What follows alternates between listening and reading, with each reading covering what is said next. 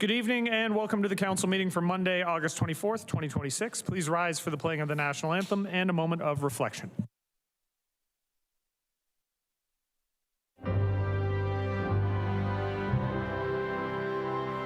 Oh, Canada, our home and native land, true patriot love in all of us command.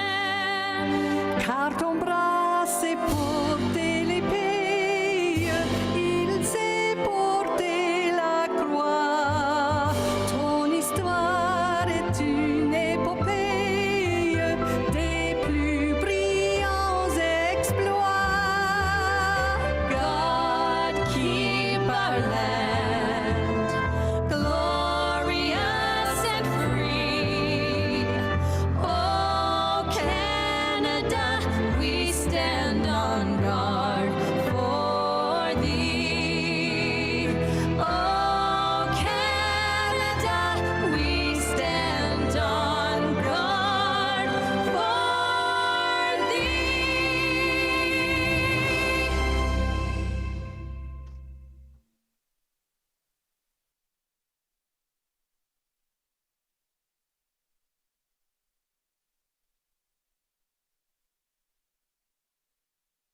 Please be seated.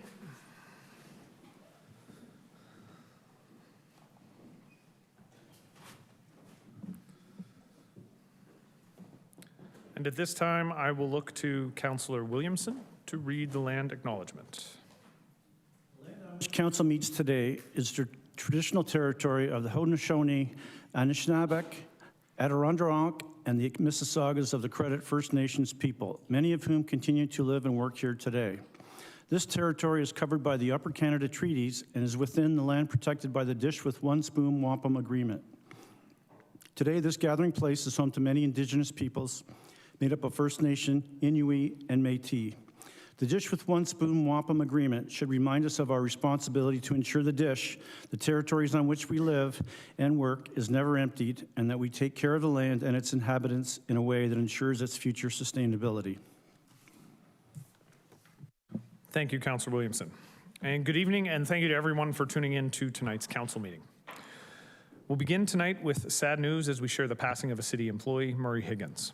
Murray passed away on August 17th, 2026, with family by his side.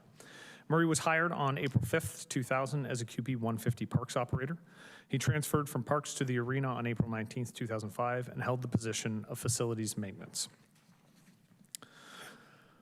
Last week, I attended the Association of Municipalities of Ontario conference with members of our city council. We met with provincial and federal leaders to advocate for our city in the wake of some very difficult times for our residents. Much of the time was focused directly on the recent flooding, the cost of recovery, and the need for faster disaster relief. We also continue to ask for funding to separate the city's sanitary and stormwater systems. Other topics included the former General Motors property at 282-285 Ontario Street and provincial aid in cleaning that property up, reforming the vacancy rebate, tax reform affecting Electra, trade, and our work with the Great Lakes and St. Lawrence Cities Initiative. Through meetings with the town of Lincoln and the Ontario Big City Mayors, we asked the province to improve its disaster relief programs. And we also spoke about mental health, addictions, homelessness, and public safety. And while we thanked the province for funding the Heart Hub, we also asked for support for the Reaction to Recovery motion, which calls for significant help for communities facing serious social issues. And we'll be discussing that at our next council meeting.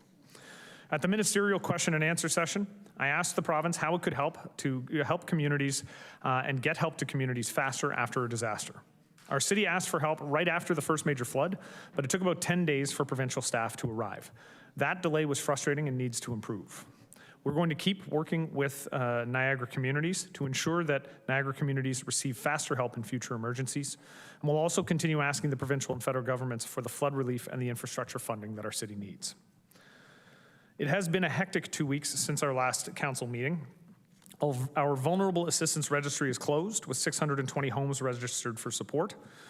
Our staff have worked to make contact with all residents, and the recovery efforts are ongoing with those residents. I want to give a huge thank you to Team Rubicon and to Samaritan's Purse for all that they have done working with our vulnerable population. Community Care as well has been heavily engaged and has also been a great partner throughout the process. and a number of private businesses have also reached out to support. So I want to thank at this time the District School Board of Niagara, Canadian Tire, and specifically the local store owners, Pat and Pierre, Bruce Power, Electra Utilities, Meridian Credit Union, Penn Financial, Home Depot, Home Hardware, and Rona. The support that they've given is invaluable, and we wouldn't be as far down the road to recovery as we are if it weren't for their contributions. I also want to give a special thank you to Councillor Harris, who spent a lot of time coordinating some of these connections. Waste management has also been a prime focus, and while the city-wide pickup of flood-damaged items has ended, homes can still ask for targeted pickup this week. Residents need to go to stcatharines.ca/waste registry to get on the list, or they can call 905-688-5600 to make that request. Residents need to register by this Friday at noon. The large bins will also continue to be present at Bill Burgoyne Arena until this Saturday. Tomorrow night, the city will be hosting a telephone town hall to provide an update and answer questions about the flooding. The purpose of the call is to share information on the city's recovery efforts and to to answer resident questions. We chose the town hall as a means of engagement as this has proven to be the most effective public engagement tool we've used, and it allows residents to be a part of the discussion without having to leave their home. If individuals want to ensure they're on the call list, you just have to visit stcatharines.ca/TTH prior to 12 p.m. noon tomorrow, and everyone needs to be by their phone at 7 p.m. tomorrow night for the call out. We know residents have many questions, and while we won't be able to address every single specific question in our limited time, we'll do our best to cover the topics we're hearing the most about. On to other news. The Labor Day Parade is coming up on Monday, September 7th at 11 a.m. And this year's Community Care Food Drive is perhaps more important than ever as more residents are relying on community care for support. If you are able, please consider donating non-perishable food items or contribute monetarily along the parade route, which is new this year due to construction. The route will run along Bunting Road to Queenston Street, to Hartzell Road, to Seymour Avenue, to Park Avenue, ending at the Carnival Grounds. I hope to see all of you along the parade route on the 7th. At the last meeting, we didn't really get much into community celebrations, but I am going to ask councillors if they want to jump in this evening with anything they'd like to highlight. I do, however, want to say a thank you to the Port Weller Residents Association for a great barbecue that they put on. Congratulations to the Port Dalhousie 200 folks for a fun time in Lakeside Park. Kudos to the Willow Arts community for on their 10th anniversary party, and a big thank you to the Sharma family for their generous $500,000 donation to the Murata Family Hospital this past week. I don't want to take away from any ward councillors that may want to add, though, so I will leave it at that, and I will open the floor to councillors. Councillor Dodge. Can we open Councillor Dodge's mic? Thank you. Thank you. I know that you said that this is a question about your report. You said that the best way is to do the town hall meeting on the radio, right? I'm just wondering, are we going to do any in-person as well? I know that there's a lot of people that have a lot of questions and they might not be able to get to the town hall tomorrow night, so I'm just wondering if we're going to be reaching out to the public. I think it's important to, in person is what I'm asking, other than that. I don't believe we have any in-person town hall scheduled at this point. The unfortunate reality is we are entering into an election period, and it's a very difficult situation at that point because I don't know if anybody can really be involved in that sort of situation. The telephone town hall was chosen because it doesn't require people to come out to the event. They can stay at home. So it's, as I said, in terms of public engagement, with the budget town halls, we usually reach, we call out to 30,000 residents and homes, and we usually have between 5,000 and 6,000 people on the line for a period of time. There's really no method that we have that works better than that. Okay. I do like the public in-person type thing, so maybe we can keep that in mind if we, have a demand for it after the town hall tomorrow night. Definitely think that's been a part of the conversation. Okay. Thank you, because I think that people need to know the facts. Councillor Stevens. Thank you, Mr. Mayor. Just a reminder, Friday, September 4th, the Grantham Lions Club are now start coming back to their monthly fish fries, so get out there and help support the Lions Club. They do a lot to help support the local community. And I'd just like to give a kudos to staff there, Councillor Townsend, got the ball rolling there the last term of council, when we really pushed it for the last 3.5 years to come up with a street naming program. And yesterday we did the unveiling at Copernicus Way on Facer Street between Curry and Ormond. So Polish Society was really happy with that, and kudos to staff for getting a street naming policy in place. So thank you. Thank you, Councillor Stevens. Councillor Lindell. Thank you, Mr. Mayor. I wanted to mention that at the last game of the Ironbacks, I met a new business owner in Meriton. He is the Handsome Plumber. So if anybody's looking for a plumber, new guy in Meriton, his business is actually called the Handsome Plumber. Thank you for mentioning that the Meriton Labor Day Parade route, which is 2 weeks from today, is changed. It's really important to understand that it's going Bunting, Queenston, Hartselle to Seymour, not from the Penn Center. Also, just a reminder that the whole weekend is Christmas in Meriton. So Meriton Friday, we have Beef on a Bun at the Meriton Community Hall. There's all kinds of events, including a car show on the Saturday. And Sunday, we have the fireworks. So I hope everybody can make it to Meriton in 2 weeks. Thank you, Councillor. Councillor Mako. Oh, thank you, Mr. Mayor. And you mentioned our Port Dalhousie 200th summer celebration. I did just want to thank the community, everybody who came out. It's been such a tough past month, but we had a really great turnout. I think people just needed a break for a few hours to come out and celebrate the history of Port Dalhousie. And we had great weather. The things you can't control all went well. And I just want to emphasize, this was a purely volunteer-led event and over 2 years in the making. It was originally supposed to happen in July, but due to the forest fire smoke, had to be rescheduled for August. So despite all the hurdles, just a shout out to that committed group of volunteers who really made this happen and something special. Great memory for the community. One question that did come up was the drone show from Canada Day that had to be postponed. I don't know who to put this question to. Has there been any thought yet about rescheduling the drone show? So there have been some conversations. I don't think we've settled on a date. I believe the conversation had been around Grape and Wine. Okay. But I'm looking to my chief of staff.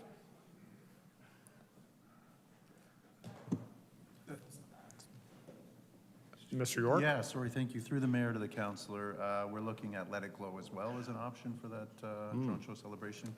So something in the winter. So still TBD, though. Yeah.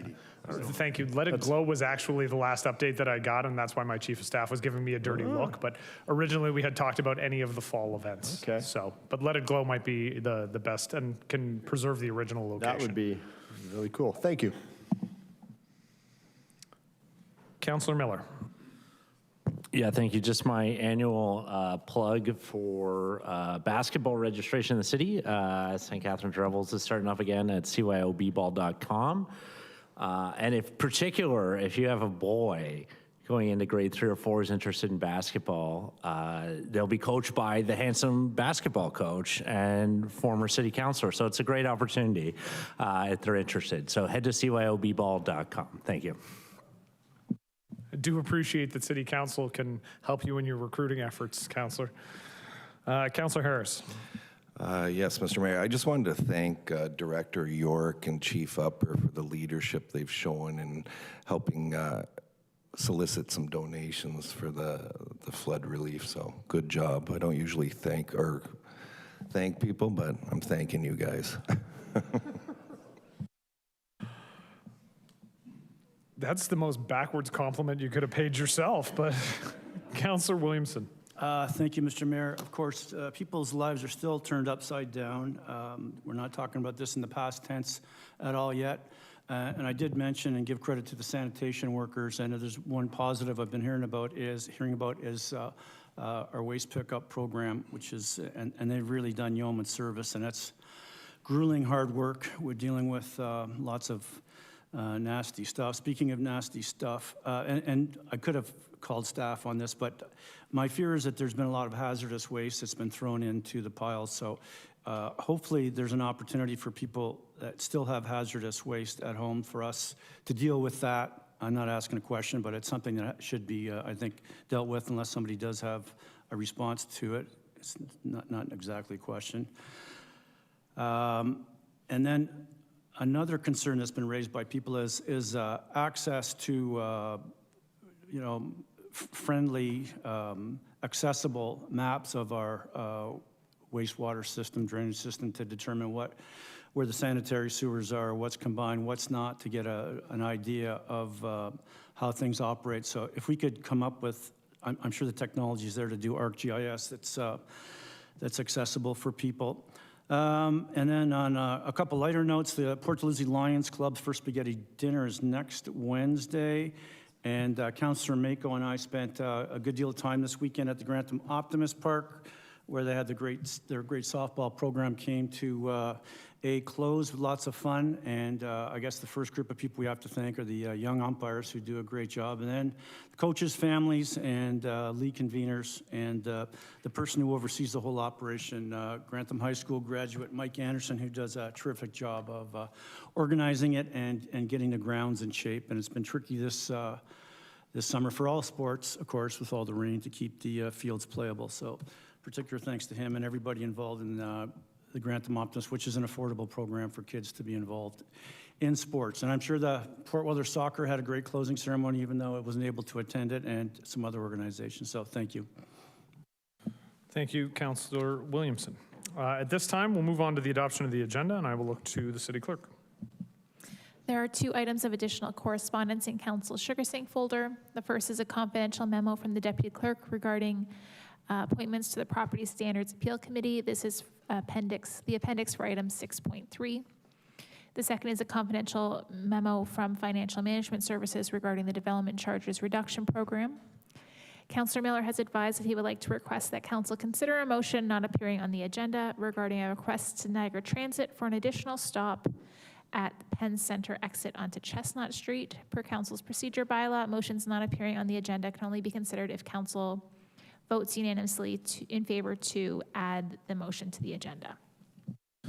All right, so moving the motion to allow the motion to be considered this evening is Councillor Miller. Seconding the motion to allow the motion to be considered this evening is Councillor Lindell.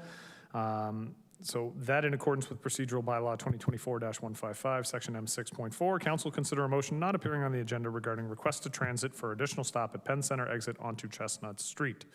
All those in favor? Opposed? That is carried unanimously. And now can I have a motion to adopt the agenda as amended? Councillor Harris, Councillor Lindell, all those in favor? Opposed? That's carried. Council minutes. The council adopt the minutes of the regular council meeting held on August 10th, 2026. Mover and seconder, Councillor Phillips, Councillor McPherson, all those in favor? Opposed? That's carried. Are there any declarations of pecuniary interest this evening? Seeing none, we will move on then to the motion to move the consent reports. There's a motion that council approve the consent agenda, save and accept those items brought forward for discussion. Who would like to move the consent agenda? Councillor Kushner. I'll look to the clerk to read the list of consent reports and call the recorded vote. Councillor Kushner. Yes. Yes. Councillor Mako. Yes. Councillor Miller. Yes. Councillor Ratzlaff. Yes. Councillor Townsend. Yes. Councillor Dodge. Yes. Councillor Harris. Yes. Councillor Lindell. Yes. Councillor McPherson. Yes. Councillor Phillips. Yes. Councillor Stevens. Yes. Councillor Williamson. Yes. And Mayor Cisco. Yes. That's carried. Far be it from me to tell the clerk how to do her job, but would you like to read the list of the consent agenda? I would love to do that. Thank you. Today's consent agenda includes items 6.1 from Community Recreation and Culture Services, amendments to the St. Catharines Cultural Investment Program Policy.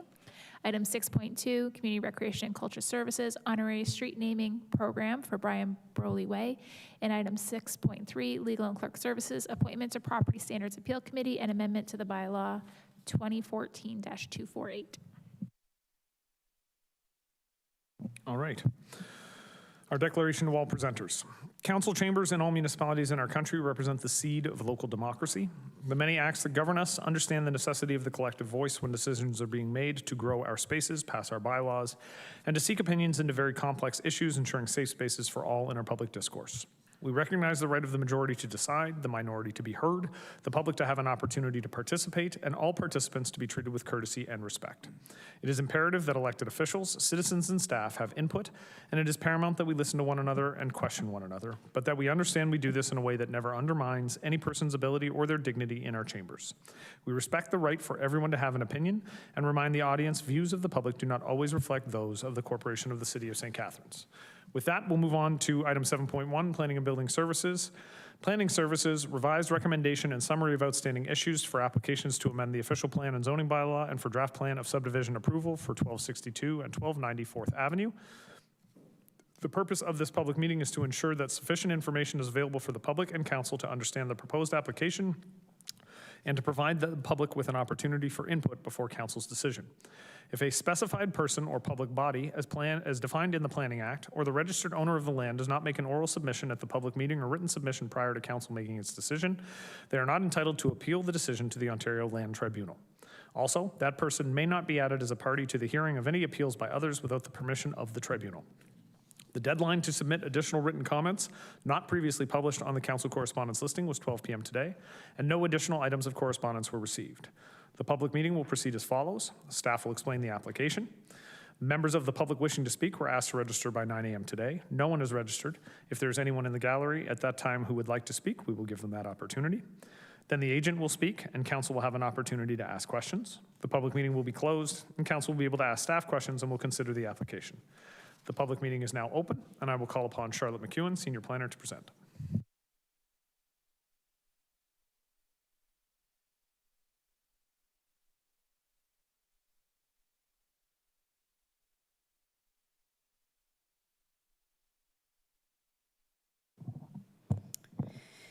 Thank you, Mayor Cisco, and good evening, everyone. This public meeting was originally scheduled for June 22nd of this year, and at that time, staff had recommended approval of these applications with modifications to address a number of concerns. Council referred this back to staff and the applicant to discuss outstanding issues, and I'm happy to report that most of the concerns have been resolved and that revisions have been made to the applications and the staff recommendation as outlined in our new report. This presentation will speak to the revised applications and the few remaining issues. The lands, which represent nearly 5.9 hectares of vacant greenfield land, are located on the south side of 4th Avenue at the edge of the city's urban boundary, just west of the hospital. The lands outside of this red line are in the green belt and are largely agricultural. The site has some particularly notable neighbors, including a CN principal rail line running along the south and a helicopter pad for the hospital to the east. The flight path for the helicopter overlaps with the south of these lands, as shown on the screen here. The lands are located in the middle of this group of properties, which are planned to develop together as a prestige business park. Before I go over the development proposal, it's important to go over the vision for this business park area.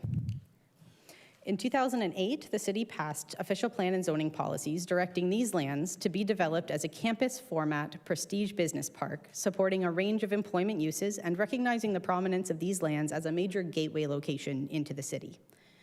In 2012 and 13, the city adopted a brand new official plan and zoning bylaw, carrying forward the prestige business park policies and the employment focus for these lands. A holding provision was placed on all of the lands in this area to ensure that infrastructure and site design was developed cohesively to support the business park development. Several years later, an official plan amendment called OPA 26 was approved after a review of the employment land needs in the city. The lands within the prestige business park area were redesignated in the official plan from employment to mixed use, with a goal to specifically enhance the ability of this area to provide jobs. This change was made to expand the range of job-generating uses permitted on the lands, with residential units only as a secondary use on the upper floors of some non-residential uses. Over time, the lands surrounding the subject properties have been developing in alignment with the prestige business park vision. A public street network is forming. The Branscombe Mental Health Center anchors the corner of the lands. And the zoning bylaw has not been updated with the expanded land use permissions from OPA 26, but it has been amended on a site-by-site basis to allow 2 long-term care homes currently under construction and a mixed-use development on the parcel west of the subject lands. Each of the surrounding properties has removed the holding provision by fulfilling their part of infrastructure and design requirements of developing this business park. The original proposal for the subject lands, shown here, rotated so that 4th Avenue is now along your right side, And the applicant had initially proposed to create 8 development blocks, 2 streets, and a public park. But they've made some revisions to reduce the number of development blocks, remove one of the streets, and expand the public park per staff comments. So the current proposal is for 2 mixed-use buildings on blocks 1 and 2, intended to proceed as phase 1, a future mixed-use development on block 3 with no detailed concept prepared at this time, it's to proceed as phase 2, and the public park on block 4. The applicant has applied to subdivide the land to create these blocks and amend the official plan and zoning bylaw to facilitate the developments. So to put the proposal back into context, this is how it fits into the overall business park, completing the existing street network. And we'll zoom in slightly and speak to the subdivision first.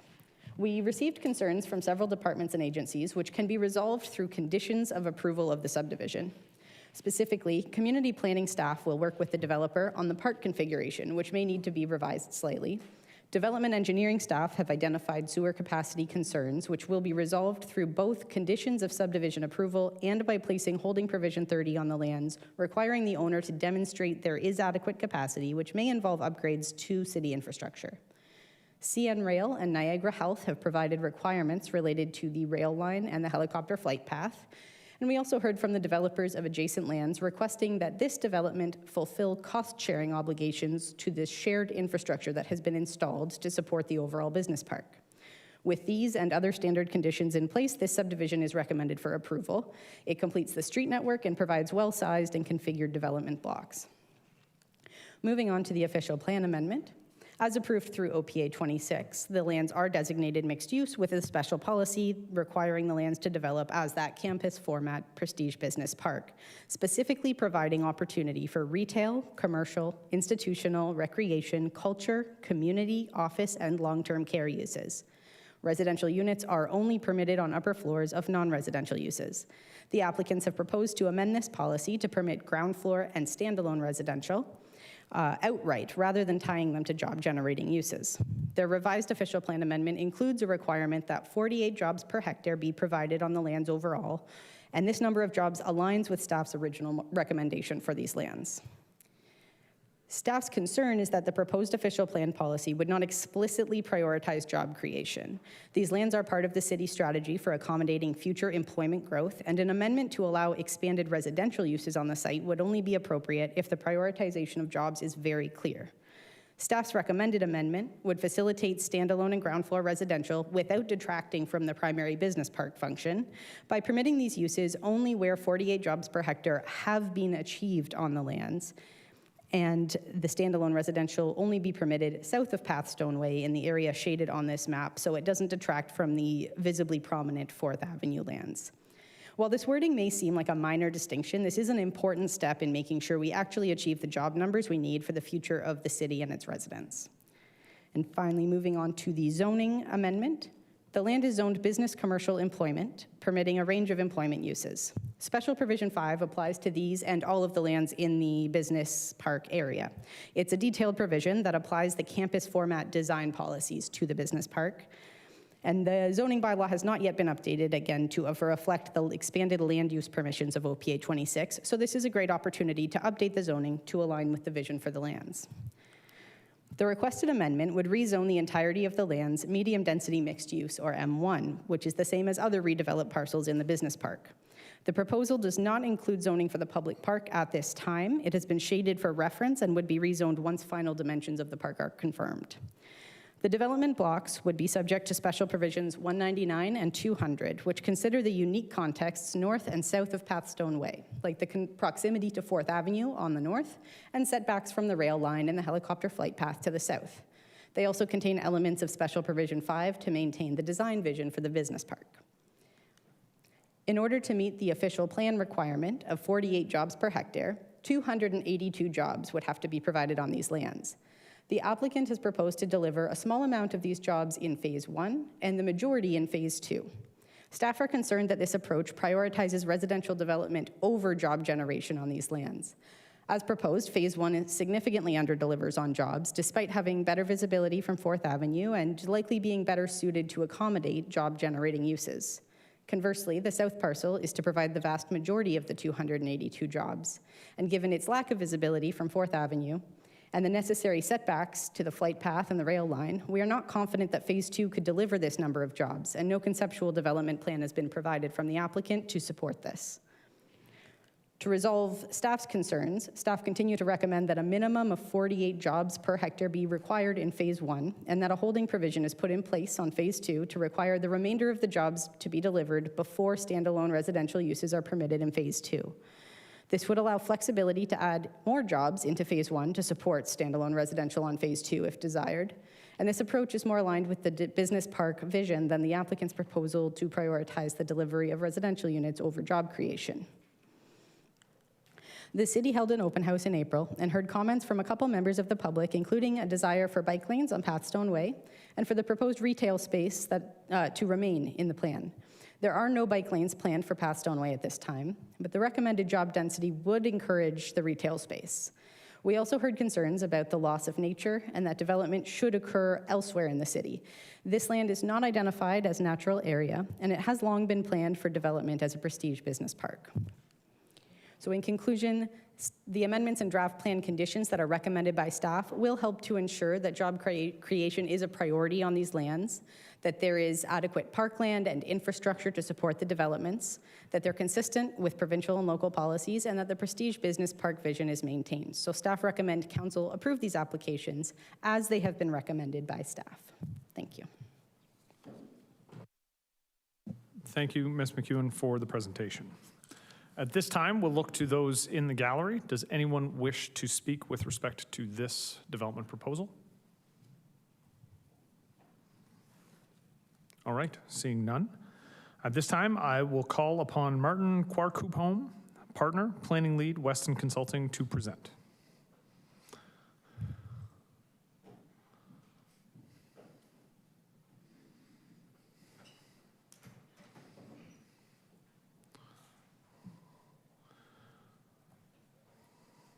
Sir, the lectern is yours, and I do hope I pronounced your last name properly. It was pretty close, thank you. It was pretty close? Okay, that was what I was going for. Okay. To make this go, here we go, up. Okay. Can you hear me okay? Yes. Okay, thank you very much. Good evening, Mr. Mayor, members of council. My name is Martin Quarcoupholm with Weston Consulting. I am a partner and planning consultant with Weston, and we are the planning consultants for Elite Developments who own the properties at 1662 and 1290 4th Avenue. I do have a short presentation to provide council. Quite a bit of it was already covered by Charlotte, so thank you for that. And I'll do my best to keep my comments to some of the items that have not been fully resolved through the processing of this application. So do I have the ability to down? Okay, perfect. Before I start my comments this evening, I do want to thank planning staff and Charlotte, who have been amazing through this process. They've been very open with myself and the applicant to figure out a way to resolve the majority of the issues that this council would have discussed at the last council meeting in June.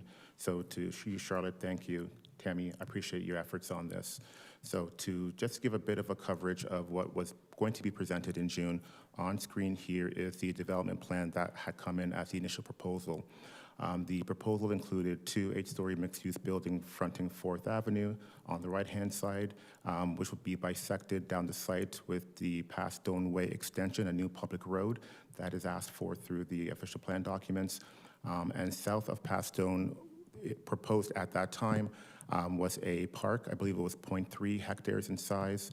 Another residential building just behind that, which would have been fully residential. A street A, a new public street, which would dead end in a cul-de-sac at the rear of the property towards the rail corridor. And then several townhouse blocks just next to Street A, both in a freehold and condominium format. So that was the initial plan that we felt that was appropriate for the property. And staff had identified concerns of some of the configuration elements of the plan and the elements of jobs, which I'll get into shortly. So through conversations over the last, I would say, couple months with Charlotte and her team, we were able to make some changes to the plan to address staff's concerns. So if looking at the two images at the left half of the page here, the leftmost image is the draft plan of subdivision that was proposed. And again, this has already been covered in terms of the configuration, but you'll see the various development blocks, Street A that goes north-south, the smaller park, and the various townhouse blocks. Moving over to the current plan, generally what happens north on the property, north of the Pastone Way extension, remains the same in terms of size and configuration, still proposed as two mixed-use buildings. On blocks 1 and block 2, pathway extension also remains as a new future public street, but the primary changes to the design of the draft plan subdivision is on the south side of Pastone Way. You'll notice that block 4 has been increased dramatically from what was proposed initially, going from 0.3 hectares now to 0.75 to staff's request, so it has been sized appropriately to what has been requested by city staff. And Street A has also been removed, and the various development blocks and townhouse blocks have been amalgamated into one larger future development block known as Block 3 on this plan. I will note that we did our best to size and locate the park the best that we could.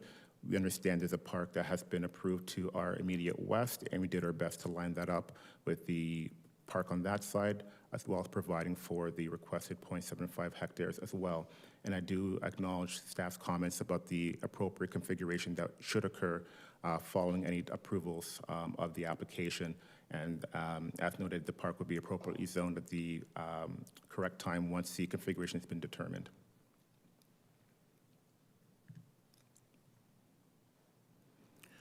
So the application is, as proposed, is for an official plan amendment, a zoning bylaw amendment, and a draft plan of subdivision. I've gone through some detail as part of the subdivision application. That is a request of the applicant, but there are two other applications that are also being sought. The official plan amendment primarily is to deal with the at-grade residential proposed for both Phase 1 and Phase 2. We are seeking residential uses at grade, more in the form of amenity spaces as part of the development. But in terms of the rezoning application, we will be looking for that M1 zone, mixed-use zoning, suggested by staff to provide for the appropriate setbacks, heights that have been worked through in working with staff the last several weeks. So from a zoning bylaw amendment perspective and official plan amendment perspective, I think we have come a long way in achieving what staff have requested.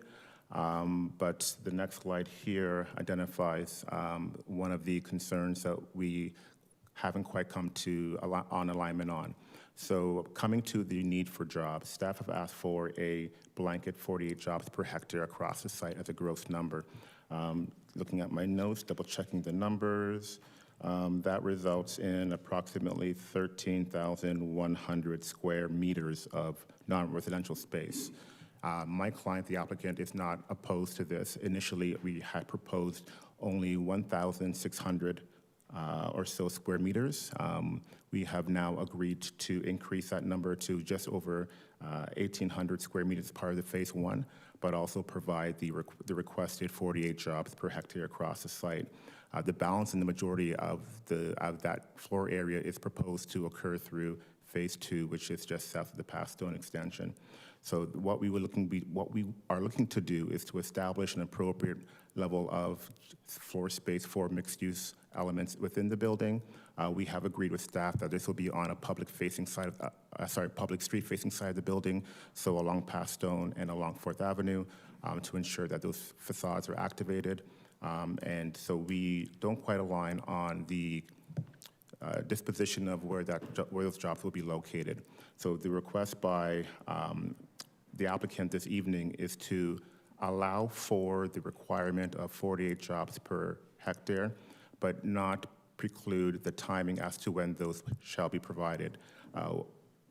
The applicant has done their market research and their homework to understand what the absorption rate of floor area is in this neighborhood, and to provide, or rather request, the full 1,300 all up front would not allow this development to move forward. This developer has done this before in terms of understanding the need of when and how much commercial retail floor space is required. And they believe that they can provide that space, just not all up front. It will come through the processes of Phase 1 and subsequently through future phases of Phase 2. So the request this evening is to approve the official plan amendment and zoning bylaw amendment that are attached to staff's recommendation report. I believe they are attachments or appendices 5 and 7, which identify the requests of the applicant.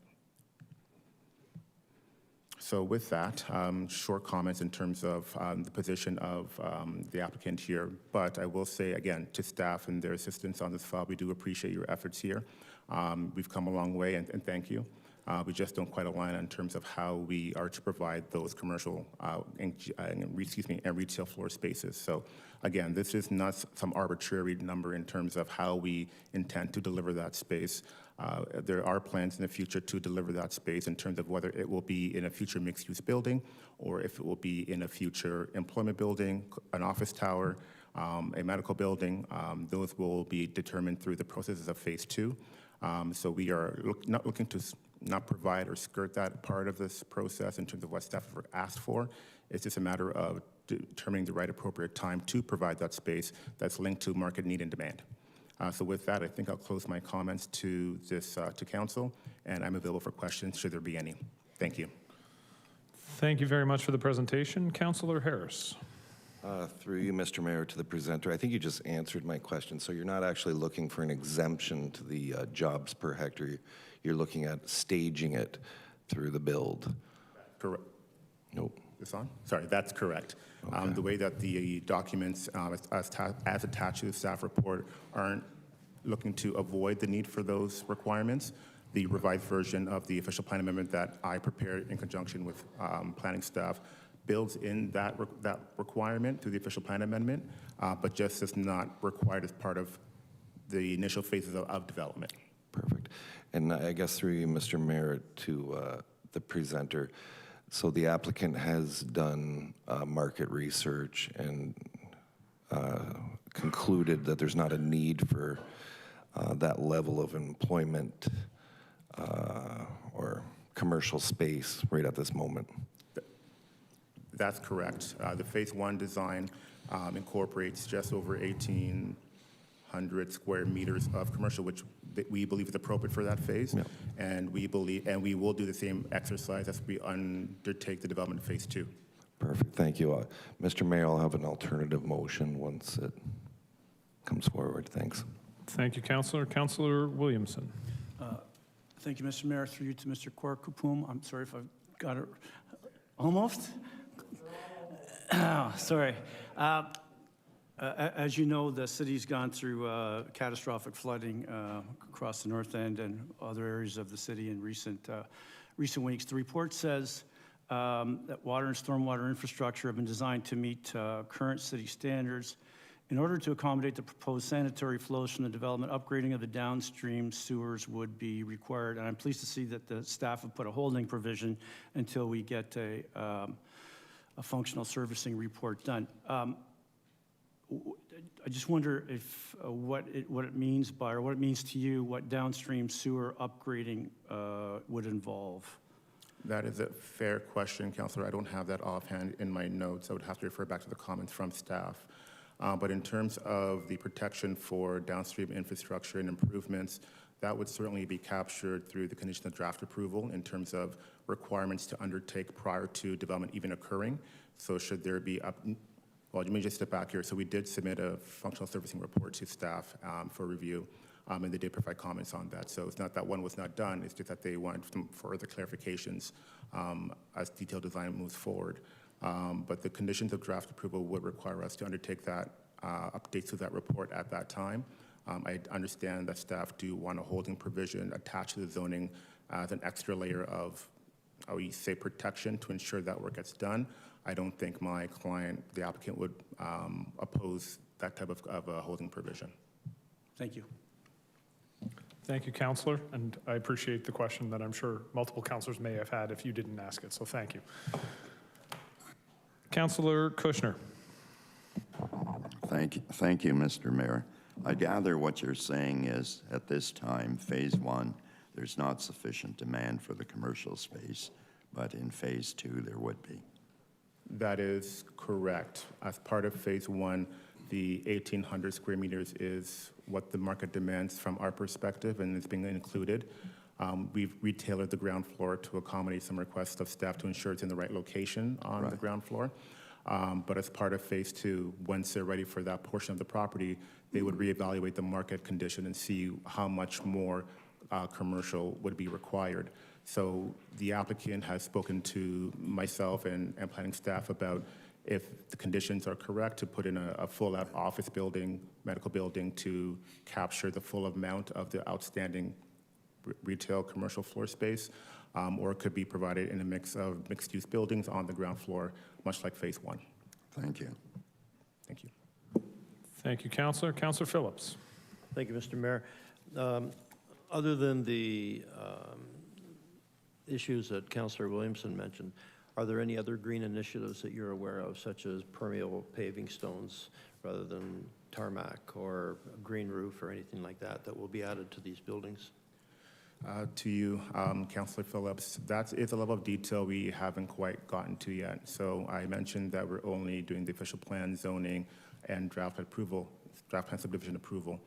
There is a future phase of work through site plan control that would dictate the detailed design of those elements. Elite, the client, the applicant isn't opposed to those levels of details, but they haven't been considered quite yet because we're not required to at this stage. So I'm not suggesting that they will not be incorporated. It's just we haven't gotten to that point in time where we're looking at the paving stones, or if it's a white roof or the solar panels, all of those type of things. So that will have to be a conversation that we have with planning staff through the site plan process once we get through the first 3 applications.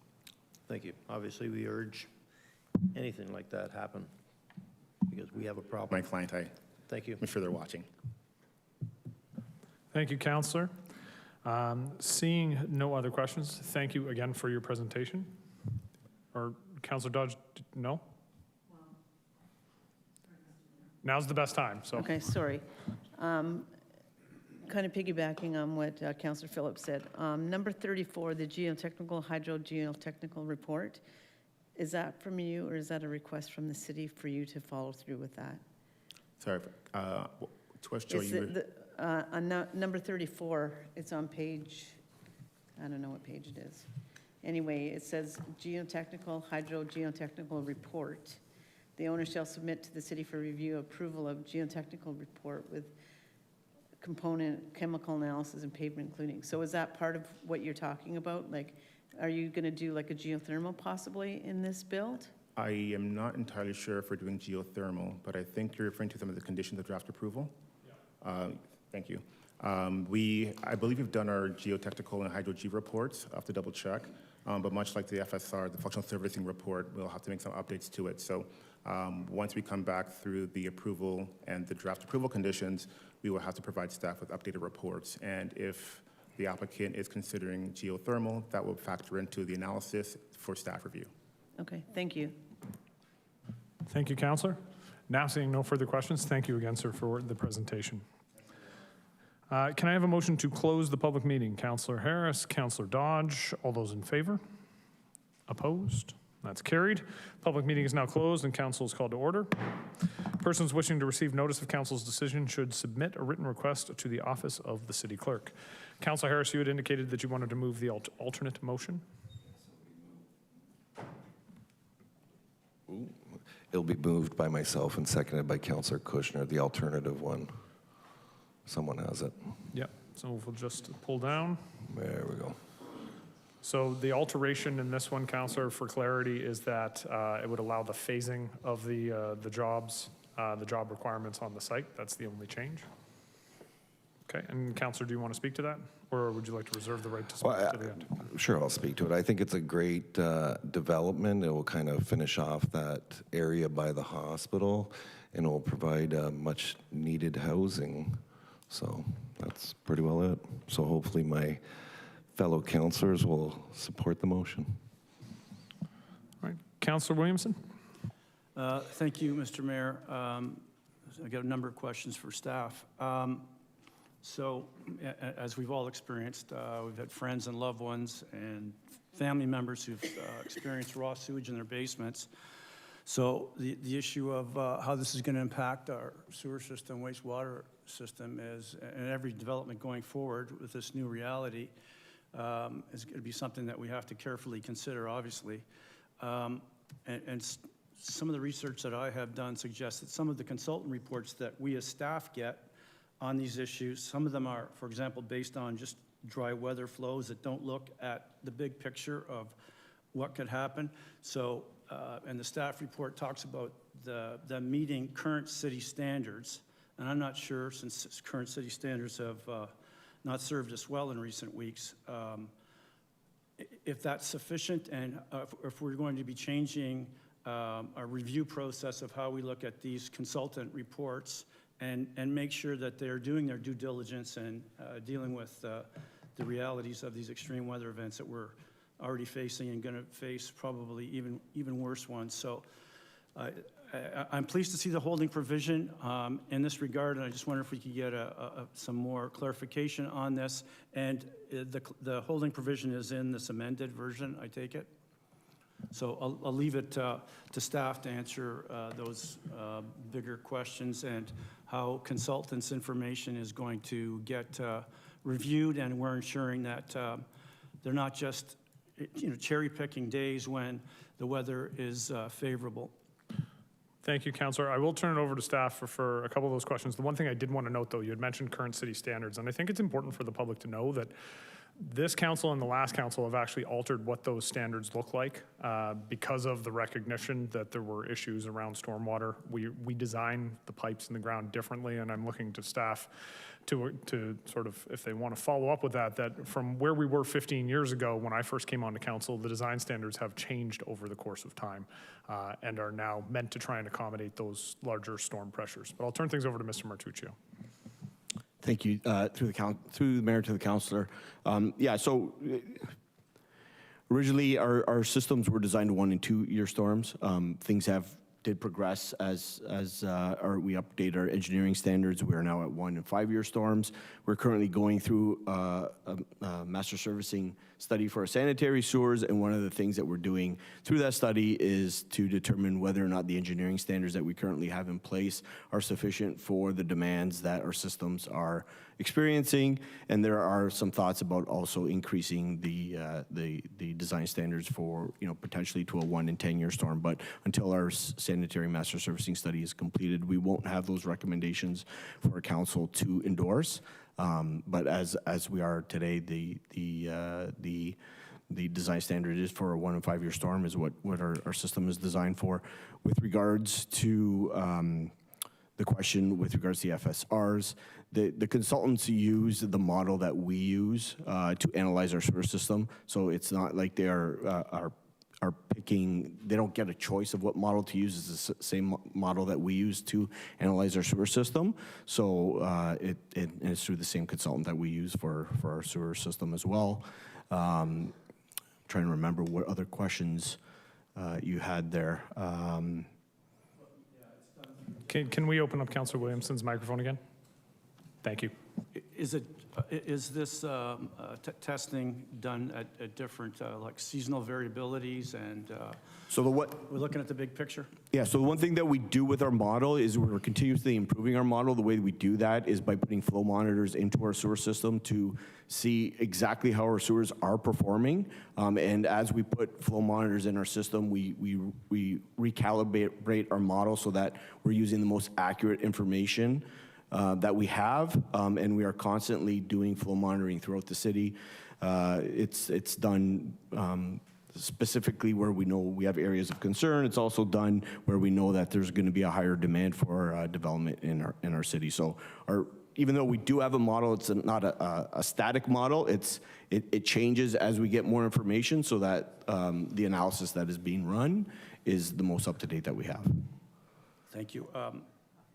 I understand that we're not doing as much flow monitoring as we have in the past. Are we going to be upgrading the number of flow monitors we have out there? Correct me if I'm wrong, any member of staff. I'll let Mark answer that question because he is leading up a lot of the flow monitoring that we do in the city.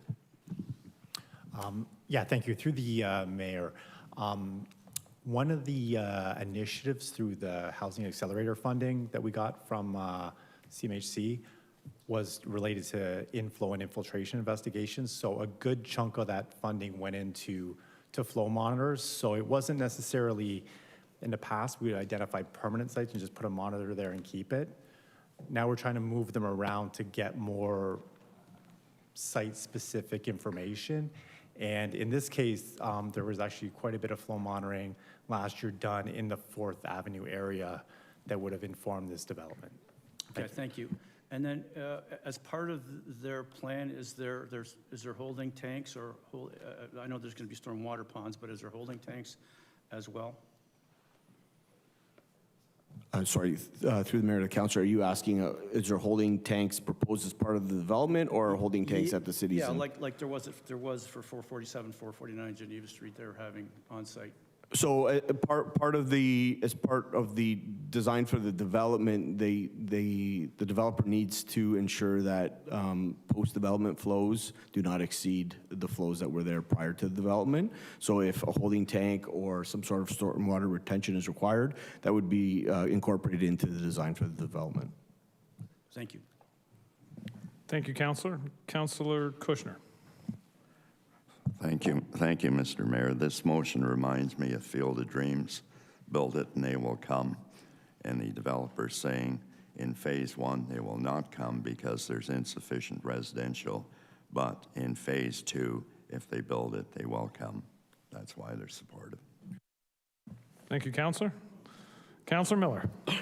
Yeah, maybe this is more of a point of order. Shouldn't someone have the opportunity to move the staff recommendation before we get into alternative motions? Councillor Harris had indicated before the meeting that he wanted to move the alternate recommendation, and as the ward councillor, I gave him that purview. If you want to pass the original staff recommendation, we can vote this down. I just think we should consider it first before we get into alternatives. Okay, so I had allowed it to be on the floor. Yeah, I get it, yeah. If you want to challenge the ruling, I mean, we can do that. Oh, I see what you're saying. Yeah, it's already been it's been duly moved and seconded. So at this point, that's the only way we could change. Okay, all right, that's fine. Breaking the rules from Councillor Harris. Councillor Dodge. I have 2 questions. One, could maybe we just spell out what the differences are from the amended to the original motion?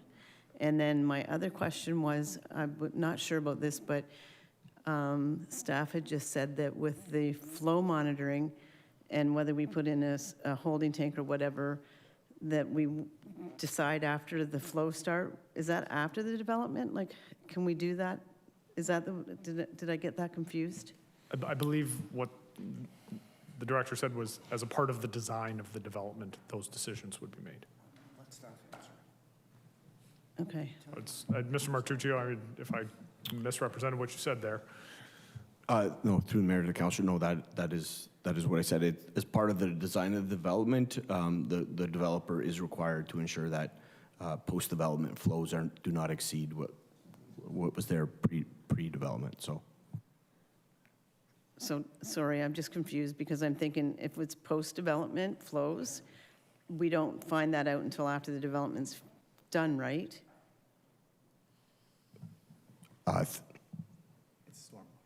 Yes, sorry, through the mayor to the councilor, the post-development flows are for stormwater, not for sanitary. So for sanitary, the flow monitors that we put in are for the sanitary system to identify what flows our sanitary system are experiencing. In terms of the post and pre-development flows, that is for stormwater that is leaving the site, and it's based on a calculation of what the size of the development, hard surfacing, things like that are taken into account.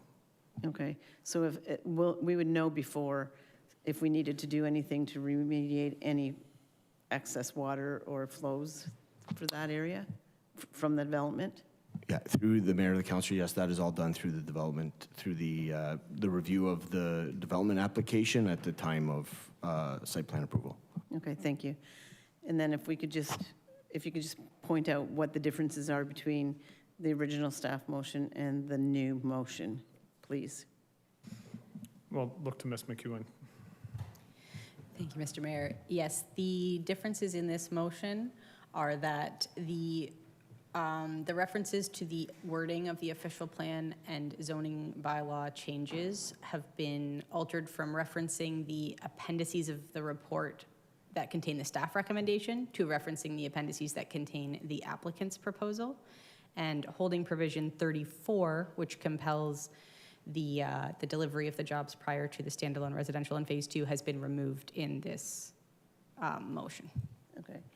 But the holding provision for the wastewater is still in there? Through the mayor to the councillor, yes, it is. It's listed under the zoning bylaws section A. There are 2 bullet points. Both of them list the zoning codes that would apply to each of these parcels, or all of the remaining parcels of land. Each of them contain H30, and that is the holding provision that pertains to that. Okay, thank you. Thank you for the clarification. Councillor Townsend. Thank you, Mr. Mayor. Through you to staff, are staff comfortable with the changes that have been changed up here? I mean, we have the original recommendation, and I'm, going through this. Do staff support the changes? Is there any concern that staff have with the revised changes? Through the mayor to the councillor, the staff recommendation outlined in both reports before you is what we can support. The alternate provided here is at the ward councillor's behest. Staff continue to be of the opinion that the intent of the official plan policies for this area as a prestige business park are that it be employment first, and once employment targets are met, that residential may be sought afterwards. And that's how all of the applications through this business park have been contemplated up until now. Thank you. Councillor Ratzlaff. Thank you, Mayor. Through you to staff. Reading the report and hearing the presentations, clearly there seems to be an indication that there's a risk to missing those employment targets and a desire to ensure that we hit them. I'm just curious, what happens if we're unable to hit the employment targets on this property? What if we go ahead with this, phase 1's done, and then for whatever reason, the applicant doesn't want to meet our employment standards or targets? Through the mayor to the councillor, I think I understand what answer you're looking for, but let me know if I don't answer your question. If phase 1 were to move forward as the applicant is proposing, and phase 2 could not move forward with the amount of jobs they are placing on that parcel, then the developer would have to return to council and request a further reduction, I imagine, if they wanted to do something different, because it is in the zoning proposed by the applicant to require these minimum jobs in phase 2. So it could make it more difficult to develop those lands. They would have to be back for policy amendments. I guess, and then is there implications if, I guess that's down the road when we'll have to have the conversation about that when it comes to us. But I'm just wondering, if a developer can't meet its employment targets, then there's bigger discussions that we have to have at council around where those jobs are going to go, I imagine. Is that correct? Through the mayor to the councillor, yes, that is correct. This council has gone through multiple policy reviews around land needs assessment and meeting our employment targets. As a community that is entirely intensification based without the ability to expand into greenfield and greenbelt areas, we are forced to accommodate our long-term employment, our employment and our population targets within those boundaries. We're currently going through an official plan refresh process right now following the province's decision to remove planning responsibilities from the region, as well as the implementation of the new provincial planning statement that has redefined core employment areas and some of the methodologies around calculating that. So we We are struggling that we do not have a surplus of employment lands, and the provincial policy statement does require that we have a 20 to 30-year land supply of employment lands to serve our future purposes. So any further erosion of employment targets or allocation on this property or others will create pressures on other properties within the city, some of which have already asked for leniency in their own regards. Yeah, no, that's helpful. I'm just trying to evaluate the risks. Thanks. Thank you, Councillor. Councillor Stevens. Yeah, thank you, Mr. Mayor. To staff, just for a clarification, I'm looking for is I understand having job space, but does this mean, like, if they're going to go ahead and build commercial space, and then they're building the housing, I mean, nothing's guaranteed. Like, that commercial space could sit there empty forever if there's no need or nobody wants to go to a brick and mortar type employment place. Well, now we're buying stuff from Amazon and everything else. So I don't see how we can enforce that as such. Like, I know you need to keep it available, but if it's nobody ever wants to use it, then it will never happen. Is that a scenario? Through the mayor to the councillor, the city is driven by the provincial policy statement, which requires that we have a 20 to 30-year land supply. We don't force people to build things just to keep them vacant, but we are expected to keep a land supply that covers off our 20 to 30-year land needs in both the employment and residential functions. That being said, this area has always been targeted as a prestige business park. We have seen some transition in what those uses have entailed. So originally, when it was contemplated back in 2008 as prestige business park, what we have seen is a shift towards long-term care facilities, which do provide for those jobs that we are looking for, but those jobs also have residential components. Those are under construction now. So we've seen that with Shanix, we've seen that Extendicare, we've seen some proposals for the adjacent property to this. And whereas they're all meeting or exceeding their employment targets, they also do come with residential benefit, the land benefits that come with that. That is triggering other uses, hence why we now have to have a park in this area, because it was never contemplated before that we would have residents here. What it doesn't necessarily support is, I would say, more family-style demographics. There's no school out here. There's no walking distance to a school out here. When it's long-term care, it's a little bit different when you have that demographic. So when we have Shanix and Extendicare providing a certain demographic that might have higher needs in, say, medical supplies. So having a market study that was done when lands are vacant are going to provide a snapshot in time. Once you have Extendicare and Shanix with quite a large demographic of seniors or persons with medical challenges, that does open up opportunities for doctors, dentists, podiatrists, optometrists, rentals of medical equipment, pharmacies, all of these side uses that could support the residents that are coming to that area that look very different from other neighborhoods in the community. So I completely appreciate that when a market study was done at a certain point in time, and we are at a very, I'd say a depressed market time right now, then yes, that it may not look like we have an immediate need. That being said, the demographics and the growth in that area could very much change that. The intention always of this area was to be business park jobs first, and once those jobs are met, then residential development could be provided, and that's what staff's recommendation entailed. Okay, thank you for that. Yeah, I guess I never really thought about the long-term care homes, that providing homes and jobs. My vision was that there's commercial space on the bottom, we're putting apartments up on top, and therefore that commercial space stays empty forever because there's never a need for it, everything, and that's like a lost, we lost that type of thing. But thanks for the explanation. Thank you.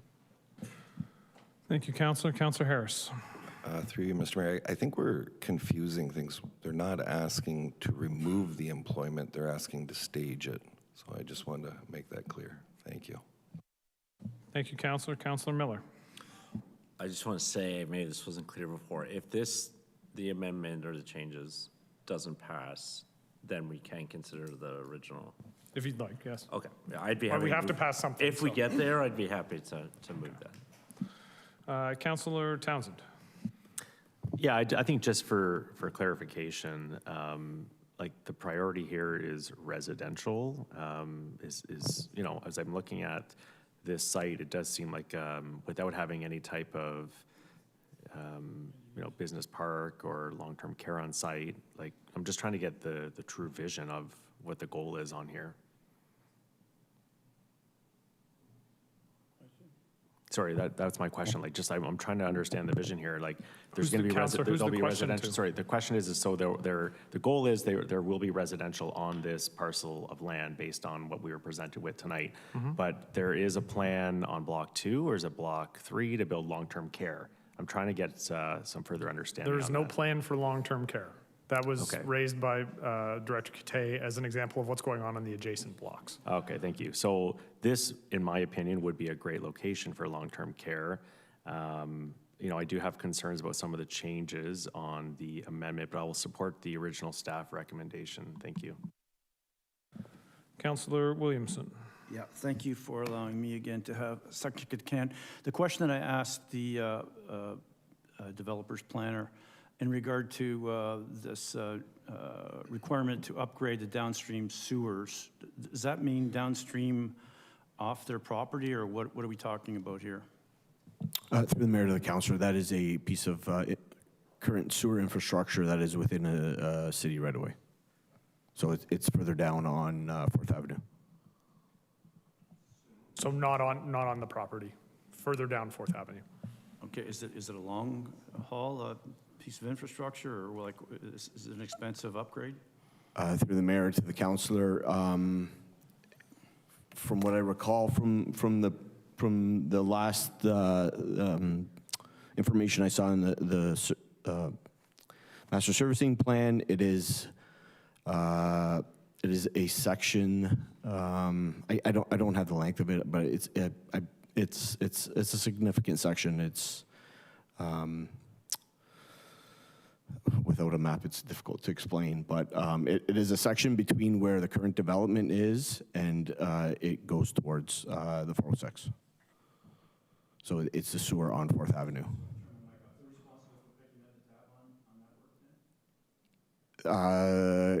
Funding through the mayor to the councillor, funding for the work is partially covered through development charges, as well as some additional.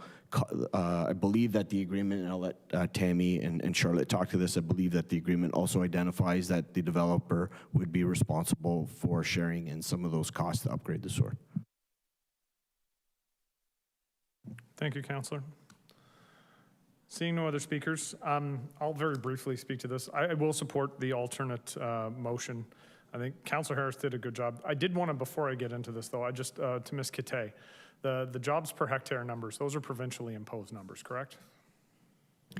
Through the mayor to the mayor, yes, the province had allocated employment and population growth numbers to the city via the region, and that was cemented through OPA 26 in 2020. And Ms. Cathay, maybe you can correct me if I'm wrong, but previous conversation around the council table has been, in certain cases, expressing frustration with those numbers for all of the development parcels. That was my general impression, but I just wanted to make sure that was yours as well. Through the mayor, that's correct. We are quite limited in our ability to, for employment conversions, we are quite limited in our ability to consider those because we don't have other lands to attribute them to. Yeah. And I think that's important to remind council of. We've had previous presentations where council has expressed frustration at the employment numbers, and I think the benefit in this particular case is the developer is not asking for them to be changed. The developer is accepting that these are the numbers, 48 per hectare, and is asking for flexibility in this situation. The question and the concern was raised, does this become an issue? It only becomes an issue if council chooses to waive the employment requirement on this property. But again, that's not what this motion is asking for. It's asking to give some flexibility to allow the north portion of the property to be developed with residential and a mixed-use development that also includes commercial and some employment, and allow the market to go through the ups and downs that Director Kate mentioned to a point where it becomes viable for the additional employment build-out in the southern portion of the property. It's been expressed to me by a number of members of council that we do not have a commercial space problem in St. Catharines, but we do have a residential problem in St. Catharines. We have a lack of residential supply. We do not have a lack of commercial supply. And so that's one of the reasons why I'm comfortable with this. I will say I was very happy to see, because I would not have been able to support this if it did not have the holding provisions and the pieces in the draft plan with respect to sanitary and storm. I think Councillor Williamson has done a good job of encapsulating the concerns the community has with any new development, and it's good to see protections that have been built in here, on this development. So I would hope council can see fit to provide a little bit of flexibility without changing the requirements for the entire parcel of the property, and vote in favor. And with that, I will look to the clerk to call the roll. Councillor Harris. Yes. Councillor Kushner. Yes. Councillor Lindell. Yes. Councillor Mako. Yes. Councillor McPherson. Yes. Councillor Miller. No. Councillor Phillips. Yes. Councillor Ratzlaff. No. Councillor Stevens. Yes. Councillor Townsend. No. Councillor Williamson. Yes. Councillor Dodge. Yes. And Mayor Cisco. Yes. And that's carried. All right, we will move on to item 8.1, presentation by Niagara Grape and Wine Festival regarding Niagara Grape and Wine Festival 75th anniversary. I'll now ask Matt Finn, the interim executive director of the festival, to present.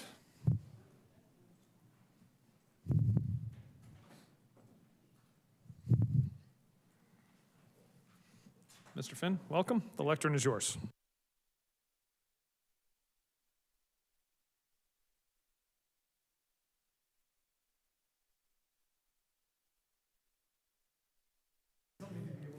Exactly. Good evening, everyone. Good evening, Mayor Cisco, councillors and staff. Thank you very much for inviting me to speak to council tonight regarding the Niagara Grape and Wine Festival. My name is Matt Finn. I'm the interim executive director of the Niagara Grape and Wine Festival and also the event manager.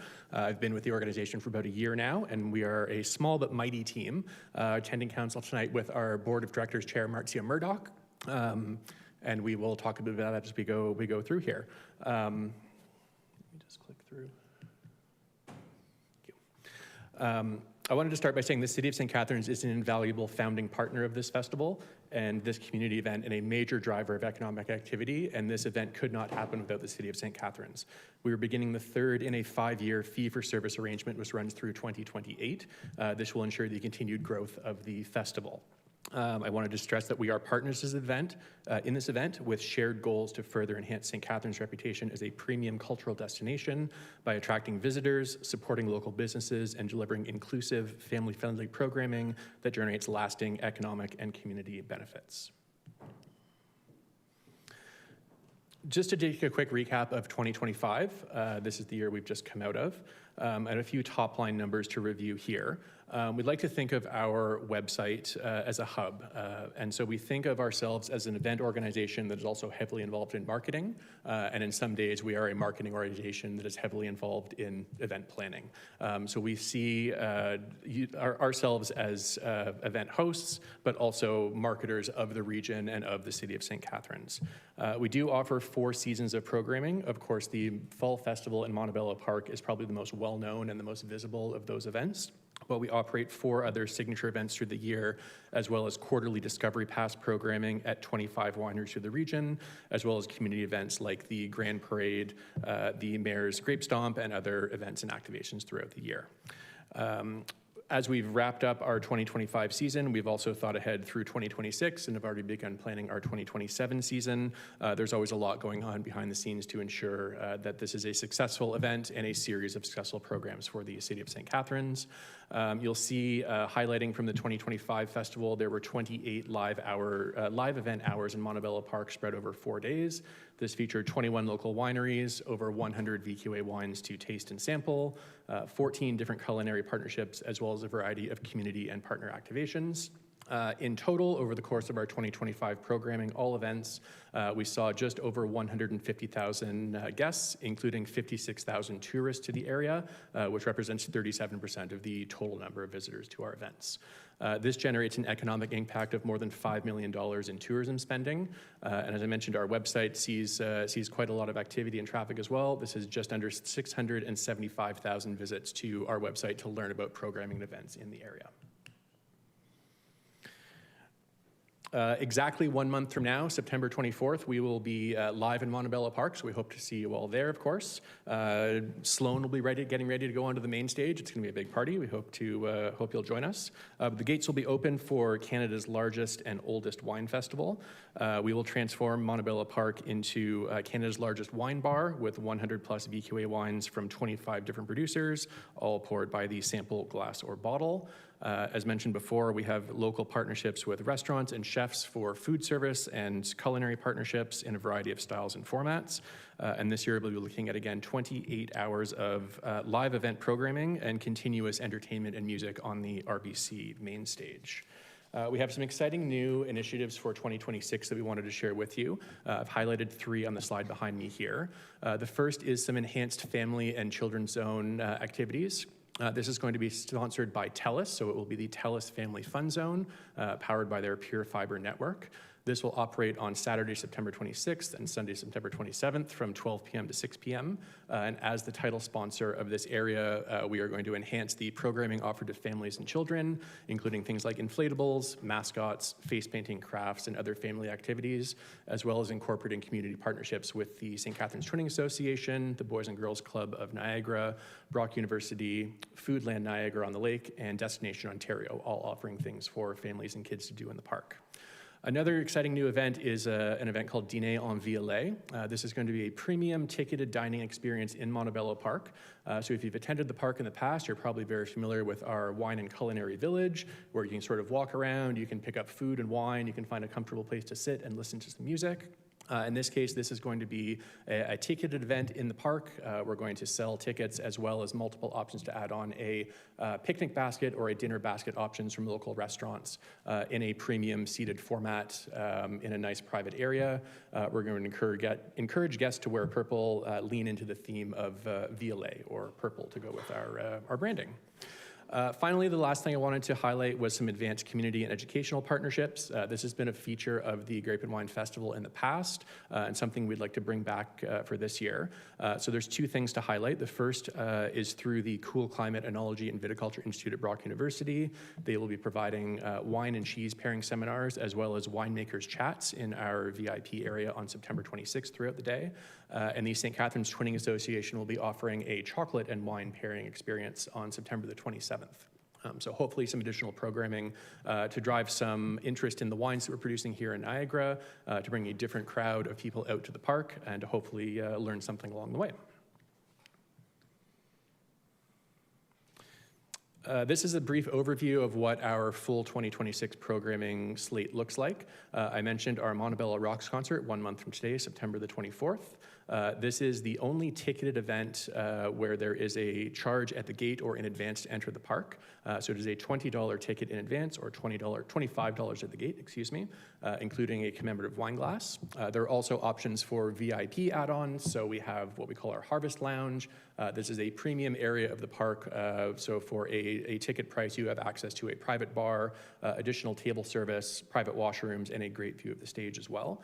We are expecting upwards of 5,000 attendees to this event on Thursday evening, including complimentary tickets for sponsors and VIPs, and we hope we see you all there.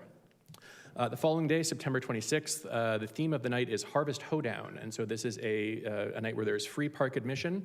The culinary village is open from 5 p.m. till 11 p.m., again with some additional VIP upgrades available along the way. The Harvest Lounge, which I mentioned a moment ago, as well as private cabana rentals. In this case, it's good for a group of up to 6 guests to kind of stake out a place in the VIP area, a private place to eat and drink and enjoy the park. But the theme of Harvest Hoedown, of course, is going to be country. So we've got country music and country-themed programming and activations from sponsors throughout the night on September the 25th. September 26th is the big day. Of course, if you've been to the festival before, this is the big one. We've got the Grand Parade, which begins at 11 a.m. in downtown St. Catharines. The Culinary Village is open from 12 p.m. to 11 p.m. that day with the VIP upgrades I mentioned a moment ago. But the theme of the night is Vines and Vinyl. So we're looking at grape and wine classics. We're looking at favorite entertainers that we've had in the past, so some repeat performers on the main stage, and all of the local favorites you've come to expect when you come to the Montebello Park for Grape and Wine Festival. On Sunday, September 27th, the theme of the day is Stompin' Sunday. This is also a day where there's free admission to the park from 12 p.m. until 6 p.m.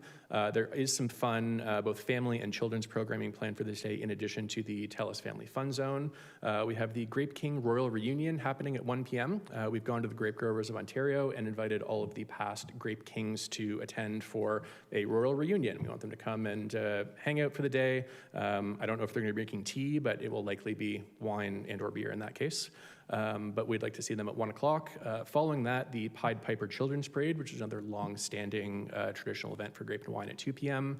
And then that leads into the Mayor's Invitational Grape Stomp at 2:30 that afternoon.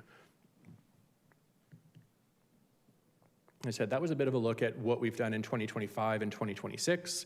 Of course, behind the scenes, we've already begun planning for 2027. The kickoff to our 75th anniversary happens at the start of the parade this year on Saturday, September the 26th. So the festival was incorporated in 1951. The first events were not held until 1952. We are taking advantage of that, and we are stretching our 75th anniversary plans over the full course of this coming year. So we will see that begin with the parade this year and stretch for the next 365 days all the way through Fall Festival of 2027. We feel this is something worth celebrating. Everybody in Niagara has a grape and wine memory. You've attended the park, you've attended the parade, you've been to the event in the tent. Our branding and our marketing is familiar to you, and we want to look back at the long history of the festival. Of course, 75 years is something worth celebrating, while we also continue to evolve and look for new audiences. We're going to put a heavy focus on community partnerships, reaching out to service organizations and involving the broader community in Niagara, not just those who visit Montebello Park, and bring this event back to its community roots. And so this began as a service organization type event. The Lions, the Rotarians, things like the Twinning Association were all very influential in the early years of the festival, and we want to bring some of the programming back to focus on those partnerships as we look at our 75th anniversary. One of our goals for our 75th anniversary is to focus on what we're calling 75 for 75. This is an ambitious plan to feature 75 events happening around Niagara over the course of our 75th anniversary. These are not all events that Niagara Grape and Wine will organize and facilitate ourselves. We will partner with our wineries, with restaurants, with chefs we work with, as well as service organizations to fill out a calendar of events so that we can hit that 75 for 75 goal.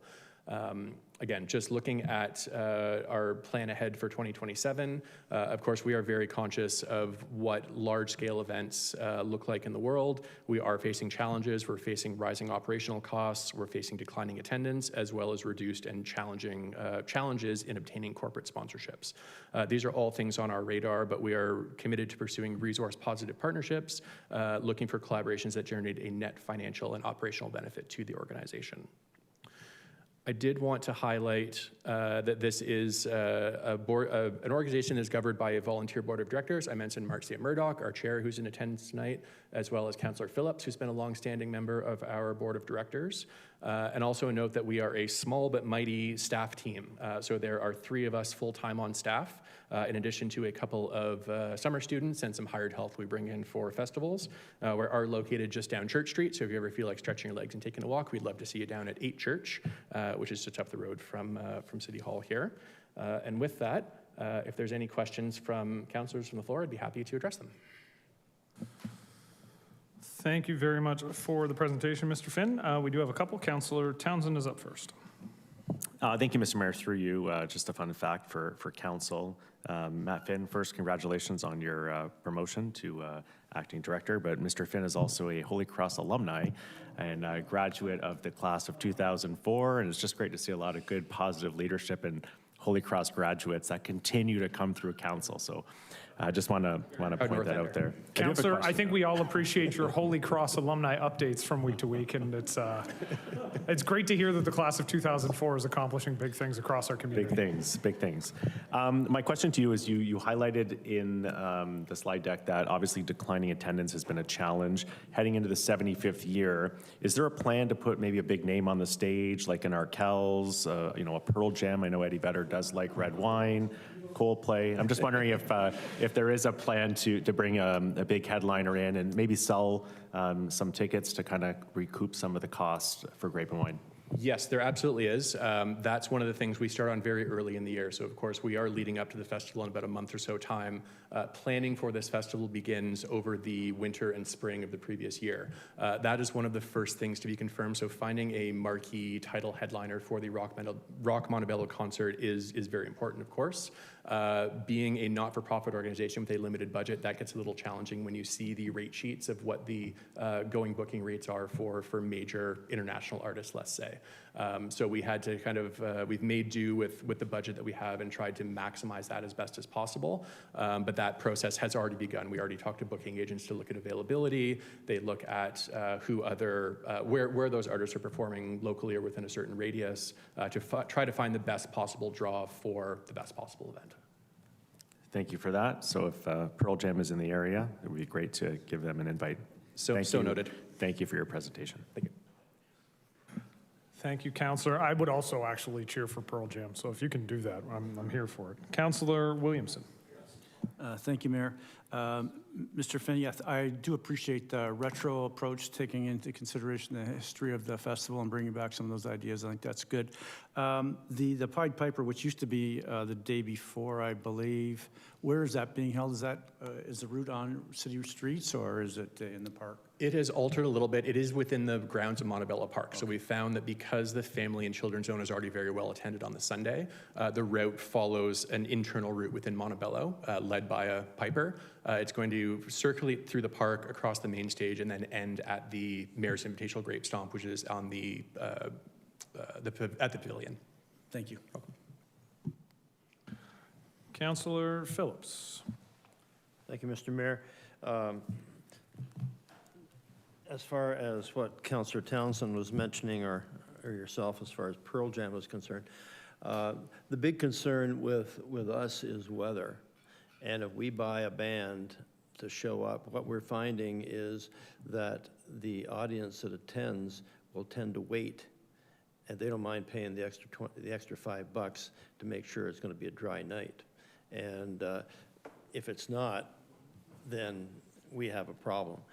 If we have good weather throughout the whole Grape and Wine Festival, then we make a profit. If we don't, well, it's a sad story. Would you, as a question, just review with council the other events, annual events, as far as what we have planned throughout the year? Because a lot of people think the Grape and Wine Festival is it in September. We need to know what events you have planned throughout the year. Yes, absolutely. So I mentioned the Discovery Pass. So this is a touring pass program where we partner with local wineries to send guests directly to those cellar doors and to those winery locations. It is a food and wine passport. So you buy a single ticket that is good for a certain number of food and wine experiences throughout the region. So we operate that quarterly. So there are 4 seasons in which we offer that Discovery Pass. Each of those Discovery Passes is tied to what we call a signature event. So of course, our Montebello Park is our fall September signature event. So we have a corresponding Discovery Pass that runs in September. In the month of January, we have an ice wine and late harvest focused Discovery Pass, which corresponds to our Cool as Ice Gala. So our signature event that happens at the Niagara Parks Power Station in Niagara Falls. So we see about 1,200 people attend that. It is a black tie, slightly more formal, slightly more elegant evening, but we raise the level of offering of what we bring in for that. So it's an elevated culinary experience, an elevated entertainment experience, but it's a ticketed high-end gala type event that happens in January. In the month of June and July, we operate our summer series, and so a Discovery Pass that operates over 2 weekends in June and July. But we have our Wine Country Tailgate Party, which is an event attended by about 1,500 people. It is a TD Bank sponsored event, so primarily it is a TD branded event. We see about 700 to 800 TD clients and TD employees attend that, as well as members of the public. That is a much more casual, more down-home style event. So it's outdoors. It was at Jackson Triggs this past year. The plan is to repeat that for 2027. And so we have, more country themed, as I said, country music, sort of more casual food and casual wine experiences that way. We also in our summer series have a brunch by the lake event, which operates in conjunction with the town of Lincoln, the Niagara Benchlands, and we do a brunch and sort of daytime event at Charles Daly Park, which happened this past week. Actually, it happened on August 16th. And so I said we operate in all 4 of those seasons. I did mention the Discovery Pass. There is a 4th Discovery Pass focused on sparkling wine that happens in April, with plans to add a corresponding signature event to that season to fully flesh out our calendar in the future. So I said four full considered seasons of programming is what we're after. Thank you very much. And to council, you can see it's a year-long, busy season or events. For the money that the city puts into this, as far as sponsorships, to get the tourists that we get, I think it's quite remarkable. And the fact you're doing it with 3 or 4 staff members also is very remarkable. So thank you very much. Councillor Mako. Thank you, Mr. Mayor. Through to the presenter, the 75th anniversary is quite a milestone to celebrate in the history. It just made me think about when we held our event recently, the Port Dalhousie 200th anniversary. One part of it that was fairly low cost, but really well received by the community was like a historical display area. And it included a number of pictures from days gone by, memorabilia that the community willingly donated to it. So just an idea to plant with you there. If there's an area you could section off to kind of celebrate the history of grape and wine, I think that would be very well received. And I got to give a shout out, even Councillor Williamson created a slideshow that would have pictures that rotate. People loved this, and it was free. And I don't know if we could bring back Mr. Grape, but things like that. People love the history of grape and wine in St. Catharines. I don't know if you've already put some thought into this, but I think that would really land well. Yeah, very much so. So at our offices, as I said, just down the street here, we have physical photo albums going back to 1952 of the parade, of community events, of everything. So it is an entire console of photos. We also have photos that are actually blown up on the wall of the office. So I look at a photo of, a parade entry from 1963 and a jump up from the 70s above my desk. But yes, that is in the plans for the sort of physical decoration, sort of the branding of the park this year. So you will see historic images of what Grape and Wine has been in the past, mostly focused on the parade and some of those community events, but it is in the works for what the look and feel of Montebello Park will be for this year. That's wonderful. I think it's just, it brings back so many memories. And I recall Doug Harrod's former columns in the Standard about the crowd sizes at Grape and Wine Parade days. So I think it'll bring back a lot of nostalgia for people, which is, I think, something we always need. Thank you. Thank you, Councillor. Councillor Miller. Thank you, Matt. Good to see you here, especially since it gave Councillor Townsend a reason to remind everyone that he's a year older than me. I have a question I've asked every 8 years, so I'll ask you. As much as I would love to see Eddie Vedder here, I would also like to see the migrant workers who work on these wineries more involved. I'm just curious if that conversation's come up about more involvement. I know it's a busy time for the workers at the wineries, but I'm just curious if there's any conversation around that. Not specifically to my knowledge. It is, you mentioned, it is a challenge just based on the season of trying to get both production staff from the wineries and migrant workers or field workers in to attend or be a part of these events. That's something that I focused on in the last year. I was brought on originally as the event and winery relations manager for the organization. So I have hopefully enhanced how we communicate and the ways in which we engage with our winery partners. That would be something to look towards in the future. It's tough enough getting them to return emails at the moment, but I would love to build that in for a more holistic look at what the grape industry looks like in Niagara. Okay, great. Thank you. Appreciate that. Thank you, Councillor Miller. Seeing no other questions, I do actually have one question. You don't need to worry about turning around. It's okay. So I guess we've talked about Pearl Jam and Eddie Vedder and a bunch of really massive acts. My question actually is a little bit more granular.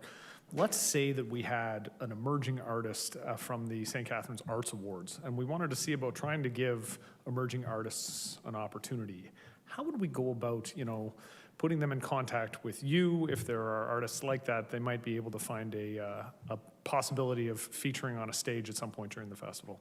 It's a great question. So through our website, we have an intake page for entertainers specifically. So when we're soliciting entrants to the parade or for culinary partnerships or winery partnerships, we also have a page where we're actively soliciting entertainment applications to perform on the main stage. So we received about 185 applications for this year, I believe, which we reviewed as a team and sort of looked at what our best balance of established versus emerging and new versus old and different demographics to make sure that we're meeting a wide criteria there.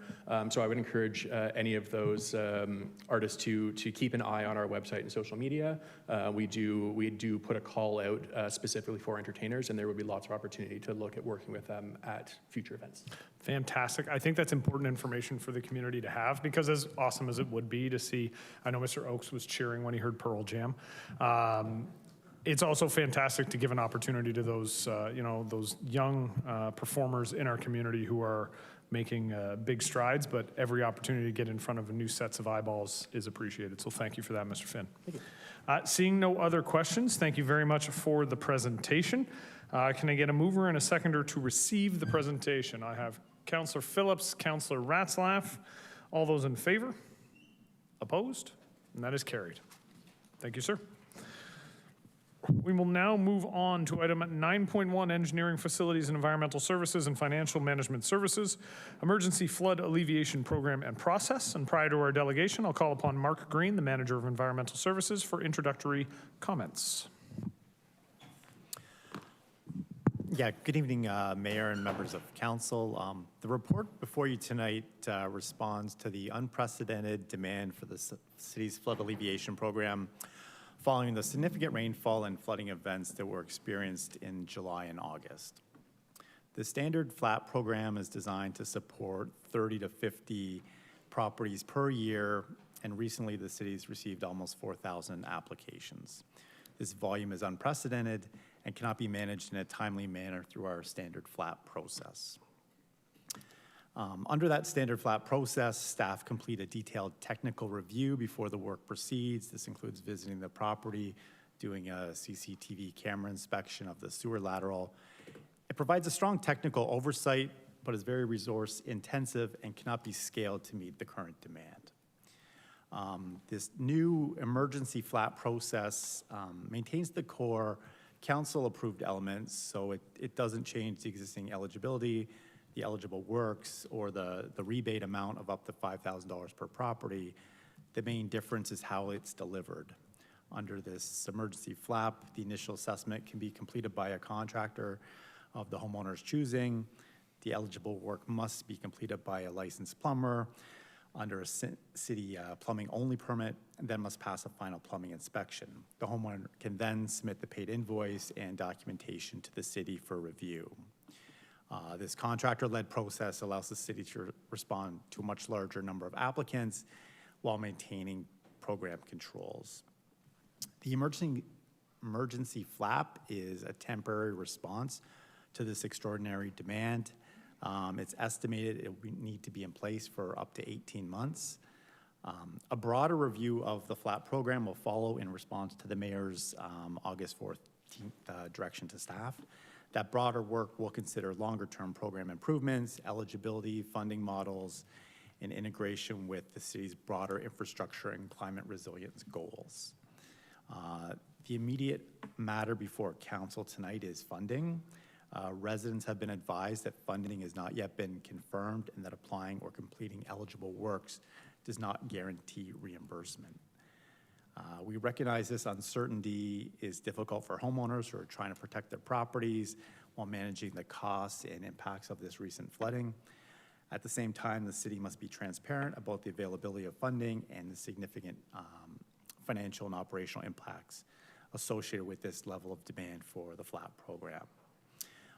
And finally, subject to council's decision tonight, staff will continue to implement and refine the emergency FLAP process, communicate directly with the applicants, and monitor the program.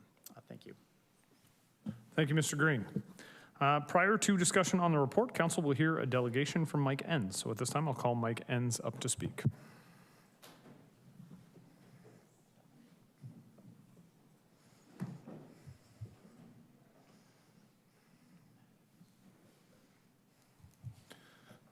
Mr. Enns, the lectern is yours and you can raise it, which you may need to do.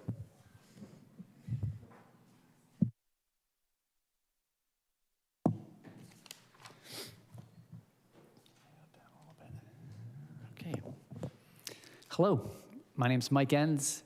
You may have heard of me online. I would live at 38 Hanson Drive, and we got flooded twice, and it's been quite a trip over the past while. And so I'm here to present about the FLAP program, but also just share the experience of myself and those around me, specifically on Hanson, the people that I've been in a relationship with. So a brief history of Hanson Drive.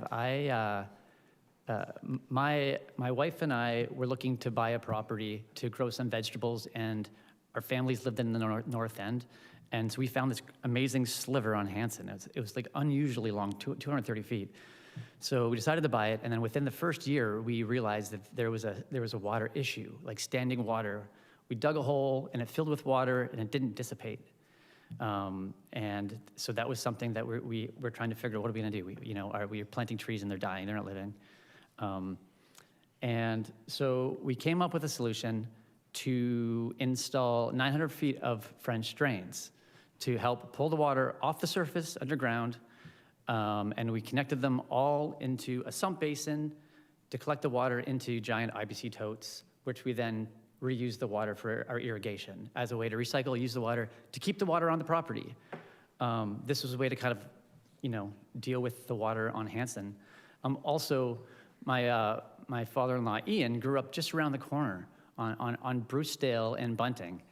And, he would show us pictures of him skating on the creek, which was, with bulrushes, just on Hanson Drive before the houses were built. So he's, hey, here's where your house was, and here's, be skating. And so my understanding is that there's just a really high water table, like currently on our property. Our neighbors are recalling, as we're kind of telling stories, that they recall flooding in the 70s, in 1996, and Dan and Crystal, who got it the worst. They're the ones on the corner with like the cars floating, right? They were flooded November 2006, April 2025, and then both July 2025 and August, July and August 2026, the recent floods. And, water was pouring in from every direction. And, they're at a point now where, like, they can't afford another insurance claim. Like, they're at a loss. They won't be able to, like, sell that house. Like, this happened before this 1 in 100-year flood, is what I'm trying to kind of articulate here. Went the wrong way. This is a collection of images to kind of show on one side. On the left side, there's landscape fabric. Underneath that landscape fabric is like, well, we ended up putting in 23 cubic yards of 3/4-inch clear gravel with all these weepers. But those pathways were all stone to try to keep the water down, right? As making permeable pathways, and the ones showing the veggie stand grown in Grantham, kind of, we're proud of this property that, like, is our home. It's a bungalow. We did an addition because we want to end a life in Grantham. Like, it's our home, it's our roots, right? So we're not going anywhere.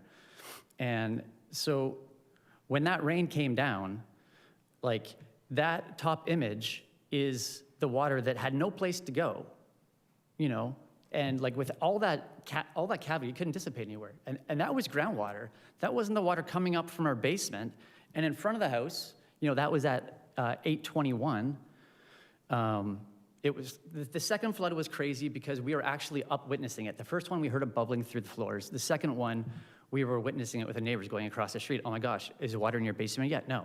Okay, like, our house was just recently cleaned, and the dehumidifiers and the fans were just removed 30 minutes before the second storm came through, right? And so, we're comparing notes. Then at 8:30, the water starts bubbling up. 8:55, the cars are completely underwater. By 9:17, We have cracks in the basement where hydrostatic pressure is just pushing the water through. It wasn't even just in the drains, right? And so at that night, water was still rising at 10:30. By 12:30, we had the pump running and it wasn't dissipating, and we decided to go to bed. We're like, we'll have to deal with this in the morning. There's nothing else the flood could do because nothing else was in the basement. As you can see, the drywall was already cut, right? So we're like, hey, we're going to bed. You know, we're like, and so this was a significant weather event, and it impacted a lot of people, and yet it's important to understand that many on Hanson have been drowning for years. And so I want to thank the mayor for calling for an independent review, which I think is essential, but that review will only be useful as the information it considers and the transparency around its findings. And there needs to be needs to collect the evidence now, make relevant information accessible, and give residents a clear understanding of what actually happened. There was a visual map, I think it was August 4th, when the mayor gave his presentation, and it was a heat map showing the different phone calls that came in, and I thought that was quite a significant visual to see the impacts. And yet no one I spoke to in my street called in, and so like, I think there's a really important opportunity right now to really get a sense of what went on, who was flooded, who wasn't flooded. And so we decided to organize, some neighbors decided to organize a core group of North End community members to make a group together, but we wanted to figure out what we were gonna do first before just getting people together. And so we've since started making a plan and coming up with a survey, and this morning we met with the MPCA and they were sharing some information about some of the reports that they have done. And actually Natalie Green with some staff, and she pointed us to a University of Waterloo Intact Center research as an existing model. And they surveyed flooded and nearby non-flooded houses and pilot tested their survey with residents. And this stuff exists, and it might be a great launching point in a way that we can connect residents with experts in the watershed, like MPCA, and then the city to work together. Yeah, I mean, when it happened, it was evident that we were in shock, and a lot of people were not able to receive information. Not everyone was checking the city website. Not everybody knew about the Vulnerable Assistance Registry, and I was signing people up on my phone and trying to figure out who needs what, right? And I think my process has shifted from feeling like the city is responsible to communicate to every individual on every level, and really feel like there's a responsibility on a neighborhood level to do some of that advocating, which I'm kind of here talking under the FLAP program, we'll get there, but also like advocating for a partnership with community to help address this and gathering important information that can be used to even in the infrastructure planning phase. So like specifically, Councillor Williamson mentioned, that he'd heard a request for accessible infrastructure maps. I would find that really helpful as well to know like what's on our street. When we built our addition, I hand dug a sump pump pit, and it's hard clay. We're like clay loam, but by the time you're at the foot of a foundation, that's hard clay. So I hand dug it, only to find out that before, that the building inspector said he had to fill it in because our weepers are connected to, this is what I don't know, connected to the storm sewer. There's gases that are coming in, but I'm talking to some people to say that we have a separate system. So I'm like a hardcore DIYer wanting to know how to do things, but do them right, and I can't find all the information. So finding a way to have that information accessible is super important, and I think it would be helpful with the transparency and whether it's even your website, the My STC might be like a place to have something like that. And so specifically with the FLAP, we're doing the FLAP, but I know people on my street can't afford the FLAP. We have people on fixed incomes. And so what happens when you can't afford a FLAP? Where does all that waste go, right? It goes to the next person who doesn't have one. So one neighbor spent $25,000, another spent 20, down the street they're thinking 30, and that's not gonna stop the hydrostatic pressure. So we're all in limbo right now. Everyone's feeling like we lost half of our house. We just finished an in-law suite for my kids or my parents, opportunity, and now it's like, we can't put a carpet or flooring down. We're not putting cabinets down there. So then with the insurance company, we gotta, I guess, take the buyout because we can't finish it to the way that it was before because because it's too risky. Like, it would be crazy to do that. So that's the state we're in now.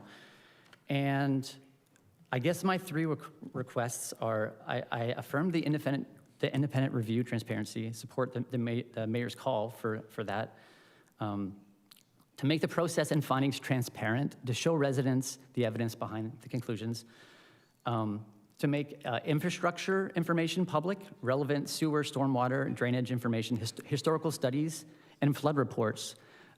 There's a 2015 water course flooding and erosion control priority study. I haven't been able to track that one down. There was an article recently about the 2019 Stantic floodplain mapping study, and there was a list of recommendations, page 45, which would be helpful to know out of those recommendations which were followed. One of the requirements or suggestions or recommendations was to have a new floodplain done 5 years later, which would have been 2024. So it would help with transparency and to feel to have a better understanding of what recommendations were made, what's been done, why or why not. There's reasons why. And thirdly, to partner with our community group and the MPCA to develop some kind of credible resident flood survey to capture observations while memories are fresh. One Ontario flood resistance report puts it simply: no progress can be made while the problem is not well understood. And the mayor has already laid out a path towards an independent review, better data, public reporting, and education. And we as neighbors also want to help. So we have residents ready to participate. The MPCA is interested in collaborating, sharing resources, and establish research we can build from.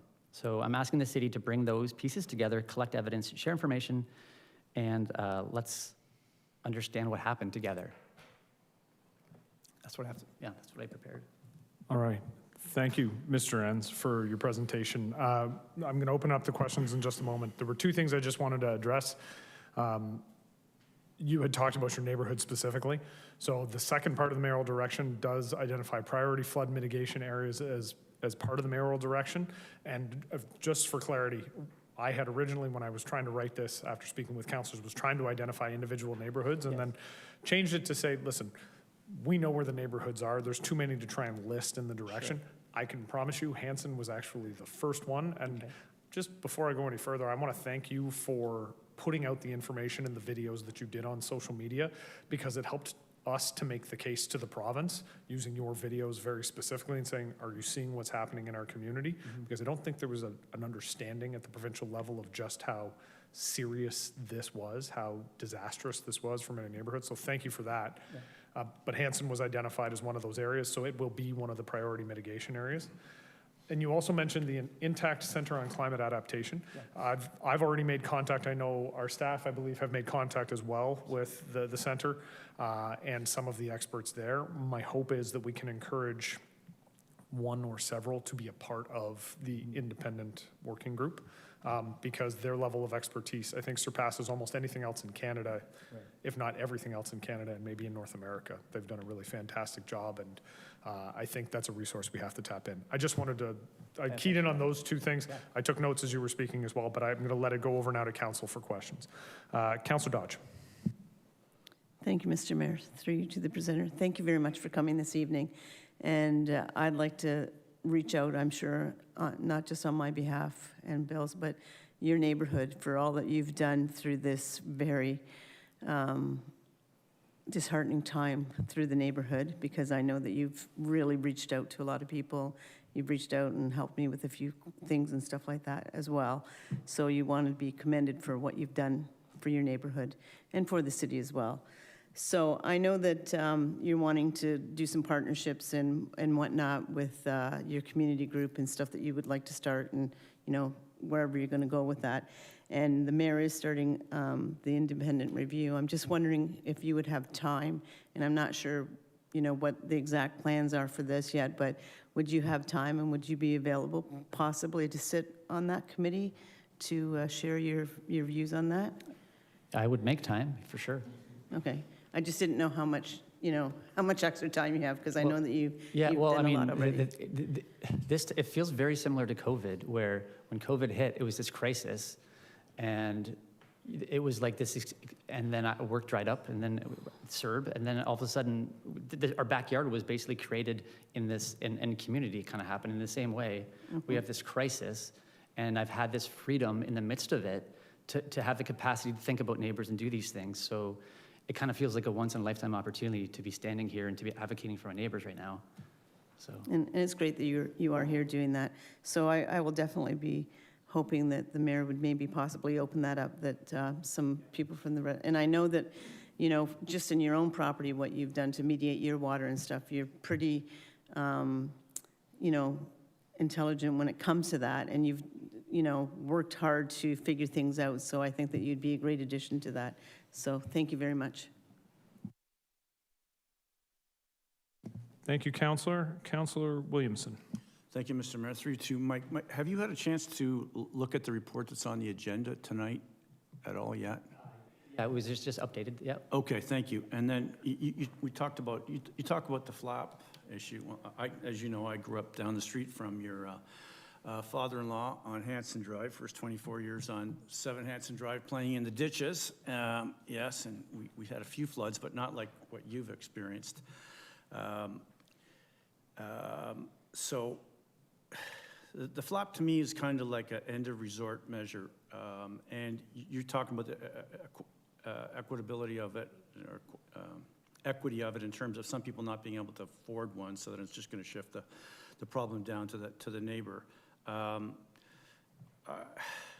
Would you agree that the emphasis needs to be more on upstream solutions, so we don't have to be dealing with raw sewage entering our homes? To get the problem solved before it gets to the point where it's just in your backyard or at the foundation wall of your house? Yeah, well, yeah, I guess my assumption was that the city has acknowledged that they're behind on infrastructure. It's been a process, and again, I don't even know. I'm assuming Hanson hasn't been upgraded yet.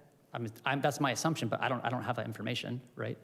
And yeah, like that hydrostatic pressure. I had someone from Connecticut spend an hour on the phone with me to let me know specifically about that footage bubbling up. He's like, yeah, that happened to us. We had to organize this. The city didn't take responsibility, and we had to hire engineers, and then it was years before they replaced the sewers, only to find out that the pipes coming from the house were too low. They didn't have the slope. So then their houses, ended up backing up again. They ended up putting grinder pumps in at the street. And he was kind of like, just so you know, the best thing you can do is organize and gather people, and it's a long process of accountability. And so you're right. I didn't speak much about that I was more about my neighbors and networking. And yes, there has to be infrastructure change. And I understand that even the funds from FLAP, where's the 15 or 20 million you're saying now, right? Plus the extra stuff. And so where's that coming from? And so it's definitely a bigger problem that we don't have the funds apparently to deal with here. So we're hoping that through the provincial, is it Draco, or what's the funding thing we're trying to get? Yeah. Hopefully that goes through, and hopefully the word gets out that this is a bigger issue, because 100-year storms and the climate has changed since these neighborhoods were built, right? So we have to adapt, and it takes more measures to do that, more funds to do that, for sure. Thank you for taking the initiative. Yeah. Councillor Ratzlaff. Thank you, Mayor. Through you. Thanks, Mike, for coming today. One quick question, like with your basement, clearly from the videos, there's a lot of stormwater on the street and around your house. But it also seems to be the case that a lot of it's coming through the sewer. Did you have, was it coming through the walls and the floor, or was it just coming through the sewer when your basement was being flooded? So this photo shows, well, actually, so that's a drain pipe on the left, like from our laundry room. It was coming through where a toilet was as well. Yeah. We don't have a flap for the record, so it's coming. It's like we've done the process. It has to, and we're going to remove our weepers. But yeah, I think that my head's thinking that like the flap is going to at least reduce it from like 12 inches to 6 inches of clear water. That's kind of where my head is at. Like, you know. Yeah. So you're just saying when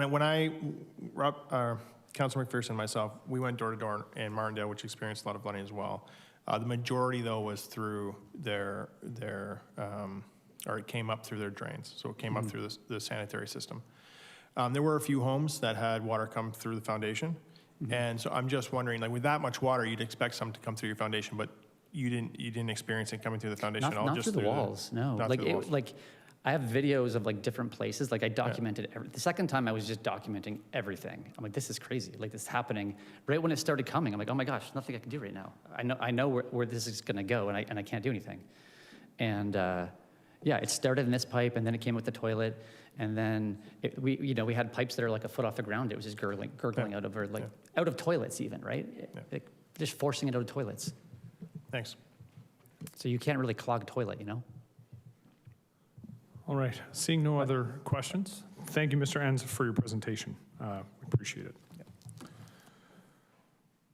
So at this time, can I get a mover and a seconder to receive the presentation? Councillor Dodge, Councillor Phillips, all those in favor? Opposed? And that's carried. And so we move on now to the report that we are dealing with, and that is to approve a transfer of up to $5 million from the wastewater reserve to fund the emergency flood alleviation program, and the council approved debenture funding in the amount of $15 million for the projects detailed in Appendix 3 of this report. Can I have a mover and a seconder for this? Councillor Stevens, Councillor Dodge. I have a couple of speakers to the motion. And first will be Councillor Williamson. Thank you. So this puts a lot of emphasis as what I would describe as measures of last resort, and it's going to take money from doing some capital expenditures into this program. I get it that we have to act and we have to do what we can in the short term as an emergency measure, but we also have to look at the big picture and long term. And in many, many cases, these flaps were useless, to be honest. My brother had 2 feet of raw sewage in his basement. He had a flap. And then we're told, of course, immediately people are getting blamed because they didn't maintain their flap. I'm not sure exactly what you're supposed to do to maintain it, but it certainly is a fallible mechanism, which in many cases didn't work. Once again, we had extraordinary water. I understand that, but still, I really think the emphasis should be doing the big capital expenses that are undertaking the big capital expenses that are going to solve the problem. And I do appreciate seeing a list of the priorities in Appendix 3. And I just wonder if staff could go down the list and elaborate on what these mean. I mean, I can understand sanitary sewer, reaming, and lining. It would be helpful to know what's over and above what we are already doing as maintenance, and what is incremental or new actions that we're taking. I don't know if that would be possible for someone on staff to go through the list quickly, Mr. Mayor. I'm just looking, is staff able to speak to all of these projects, or is this something that might have to be sent after the council meeting? I know a couple of them are top of mind just because we've been discussing them, but Mr. Martuccio. Through the mayor to the councillor, there are some that we could speak to, but I think the best way to answer the question would be to send a follow-up memo with the details of those items. Maybe I could just ask a couple specific, like, okay, so let's say for Hanson Drive, which isn't in my ward, but is where I grew up, and so I'm quite familiar with it. Does the second item on the list for Region Niagara Street, would that help the people in Spring Garden Watershed or in the Hanson Drive area? So through the mayor to the councillor, those are funds that were identified for sewer works in collaboration with the regional project. That project has been delayed a couple times, and we're unsure of when that is going to move forward. Funding will be required eventually to carry out that project, but there is no timeline currently on when that work will be done. Councilor, I'm just going to jump in because you mentioned Spring Garden, and there are some provincial and federal programs that we're applying to specifically for that area, which the CAO can speak to. Good, thank you. Okay, so the Niagara Region project was, so this is why they just did a paving job instead of actually doing the full reconstruction of Niagara Street between Carlton Street North. Through the mayor to the councilor, I believe they did a resurfacing in order to buy them some time to complete the design for the road. Okay, thank you. I don't see anything in here in terms of upgrading or moving our combined sewer overflow tanks to automated system or improvements with them. Is that in the works, or will that be a priority? Is it not a top priority right now? Through you, Mr. Mayor, some of those costs are in the operating budget. These are capital dollars here, so they would be in a separate budget. We will be looking at doing some upgrades operationally. We are looking at that, yes. Okay, okay, so the last one is in Main Street. I guess that ties in with the reconstruction of Main Street, which hopefully will be, well, we're promised it's going to be done in 2027. Councilor Mako and I got some kind of a commitment that was going to happen in 2027. Through the mayor to the councilor, again, yes, Main Street is, we're still working through, I'll call it future ownership of the road before we can make any sort of commitments to what work will be done and when. Too late, we already got it in writing. I'll yield the floor, thank you. Thank you, Councillor. The one thing I did want to just point out, so Appendix 3, which Councillor Williamson was referring to, just so that everybody's aware, this is not a complete list of all of the wastewater capital projects. These are the projects where debenture funding is being increased to allow for dollars to be available for FLAP. So there are other projects. These are just the ones where the funding source is being shifted to debenture to be able to help pay. So we'll still do the projects, we will just fund them differently under the rules that the province allows. Yeah, can we open Councillor Williamson's mic? Has this list been revised since the storms, or are we just, these were our priorities all along? No, this is not a list of priorities. These were just the projects that staff chose to change the funding source for. So there are other projects, and if we want, as a part of the motion, it might be appropriate to ask staff for the current listing of the capital projects and maybe the capital phasing of projects over the coming years. I know we have that list somewhere, so Councilor Williamson, if you want to make that amendment, request that staff report back on the current and future capital project list in sanitary and storm. Mr. CAO. Through you, Mr. Mayor, we are intending to bring a report to council at the next meeting to update on some of the more long-term plans that we do have, including the various funding applications that we've gone through. Those will list some projects, and it should give council a better sense of where we are in terms of the future planning side of the equation. That's intended to come to the September 14th meeting. Thank you. Thank you, Councillor. I will ask Council, as a reminder, the recommendation is, the purpose of this report is to speak to the funding. I understand there are other issues that are attendant within that, but that is the ultimate purpose. We want to make sure that we have set up a funding mechanism by the end of this meeting. Councillor Stevens. Thank you, Mr. Mayor. I don't know if this question pertains to this at this time, but is there anything the city can do to require? I know, well, I've been in my house 38 years and I pulled my downspouts out, and I know the city even longer than 38 years ago have asked people to take their downspouts out, and I know people that don't. And I think we used to just give them a little warning. Is there any way we should be going at these people? I hate to say it like that, a little more hardcore. It's like, you have to take them out. You're going to get fined. Like, when do we finally, there's probably way too many houses in the north end that are still doing this, and that is a big problem.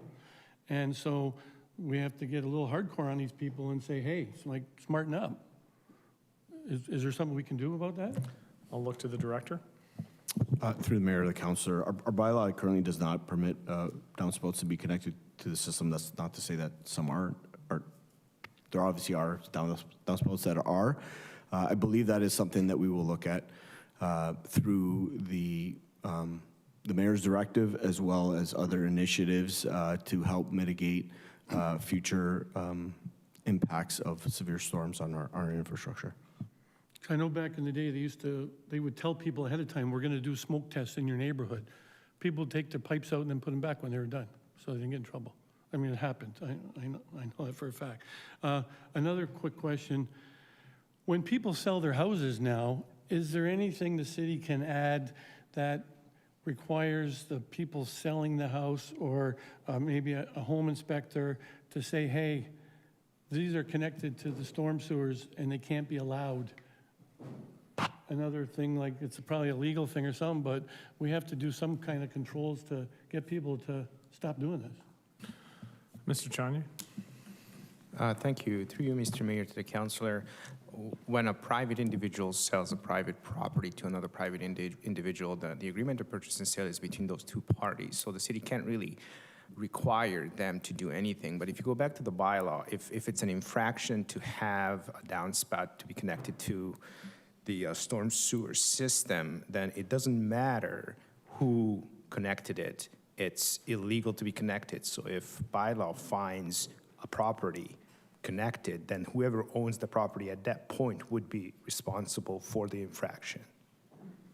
And so the only way that bylaw works nowadays is by complaint base. So unless all the neighbors are gonna rat out each other because my basement flooded because he did that, we're never gonna know, and really we're not gonna get further ahead on this issue unless we take some kind of stance, I think. But I don't know what the answer is, but we gotta go hardcore and tell people to stop doing this. Through you, Mr. Mayor, one of the report tonight in front of council so we have, we noted there's, I think, 4,000 applications. The prerequisite for any of the flat funding is to have that disconnection in place. So that's one of the options, and that we're trying to move it forward. In terms of anything other than that, we're not prepared to sort of recommend anything. For clarity, though, I want to make sure that when Mr. Oakes is talking about disconnection, he's not talking about the downspouts. He's talking about connected into the sanitary. So everything has to be disconnected from the sanitary for you to be eligible for the grant. I just wanted to make sure it wasn't that the downspouts need to be disconnected. You have to be able to prove that your weeping tile, if you have it, isn't connected. That's a step in the right direction, yes. Yeah. Thank you. Councillor Townsend. Thank you, Mr. Mayor. Through you, I guess this question can either go to staff or yourself. Is there any status update on the discussions with the province and financial support? I know in Ottawa there were extensive conversations about financial support. I do see a motion that we're going to address tonight, which we've already asked for in Ottawa several times. I'm just wondering, CAO, Mayor's Office, has ministers been in contact with you about potential supports financially? So you're correct. There is a motion on the floor tonight. That is a procedural step. We have asked repeatedly for EMDRA. This is the next step that we have to take from a procedural standpoint, but the province is well aware. My understanding is there has been zero commitment at this point for provincial dollars, either for municipal disaster relief assistance or disaster relief assistance for Ontarians. And I'll look to the CAO. Thanks, Mr. Mayor. What I can say is we've been meeting on a daily basis with provincial ministry staffers. The resolution is one of the requirements. We have formally submitted the process for the Municipal Disaster Recovery Program, which is essentially an accounting exercise for us, the city, to showcase to the province the cost of capital works that have had to happen as a result of the storm, all of the staff overtime, all of the direct expenses to that storm. We're going through that process. That takes time because we're still in the event, but we have been working. I think there's a meeting scheduled again for later this week with the MDRAP team Specific to the DREO, which is a Disaster Recovery Act for Ontarians, which is the program that is directly beneficial to the resident homeowners.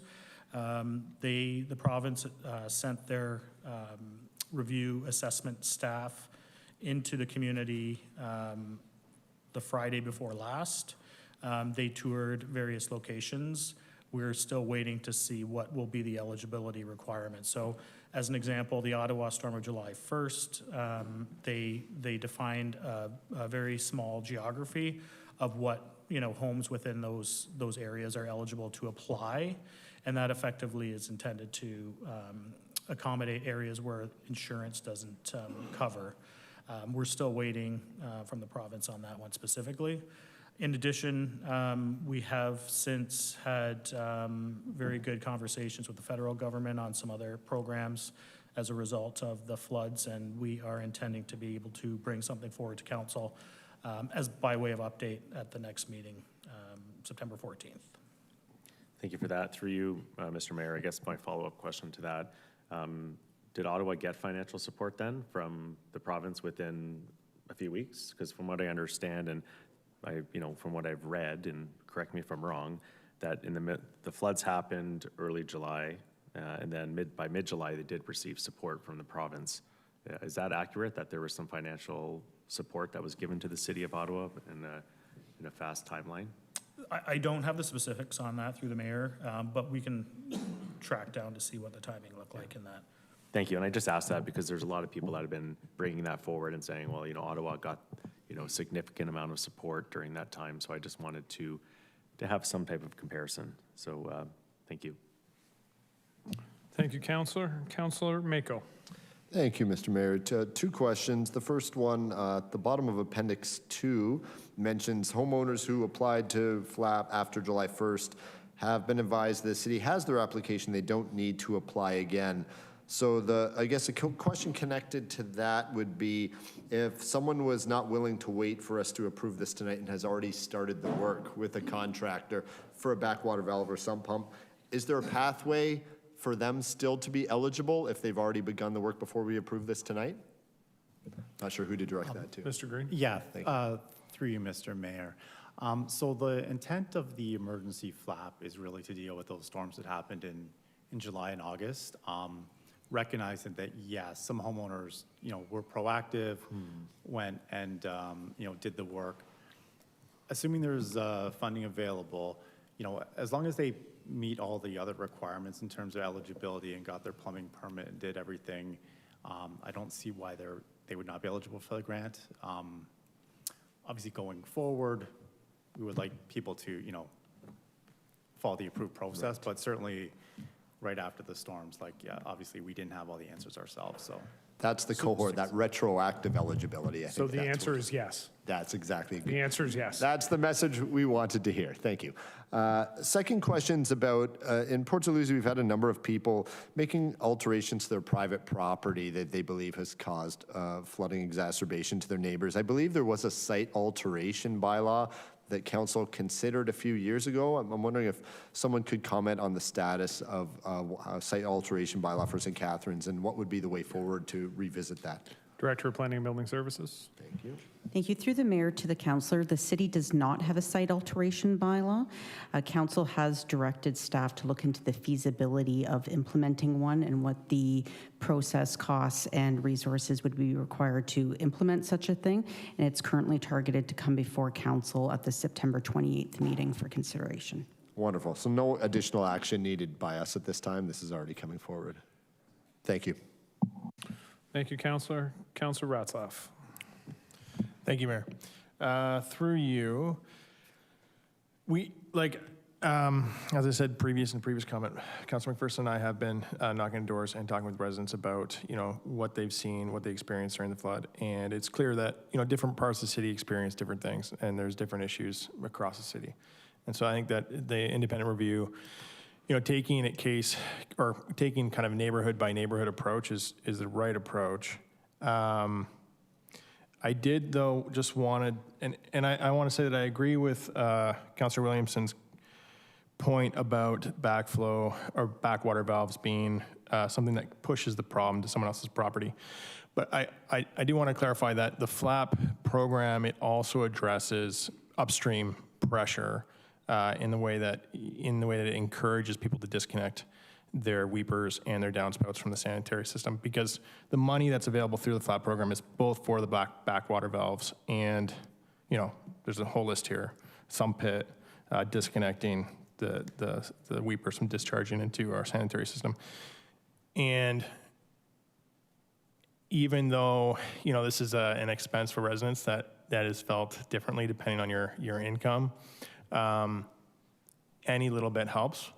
We saw that in the neighborhoods that we visited. There was a lot of water going off roofs, and now people have built pools, and those pools overflow is also going into the sanitary system. And so as people install flaps, as these pools get installed, there's more and more water that has to go somewhere, and it's ending up in your neighbor's basement.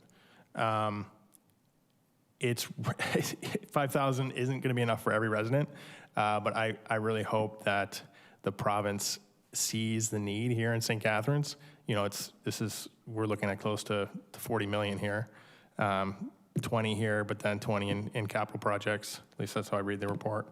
And the need is significant. The two questions that I have for staff. The first one, in some of the homes that we visited, and this is new to me, there were culverts and right-of-ways or easements on properties in the back of, private property in the back of homes. And so stormwater system isn't just on the street. In these neighborhoods, it's also on residents' properties. I'm just wondering, what kind of work do we do or do we plan to do to make sure that those culverts are clear? In some cases, we noticed they were paved over. Someone had landscaped and paved them over. How proactive are we in making sure that after someone pulls out their downspout, empties the water into the backyard, that water is going into a culvert and then is being taken away?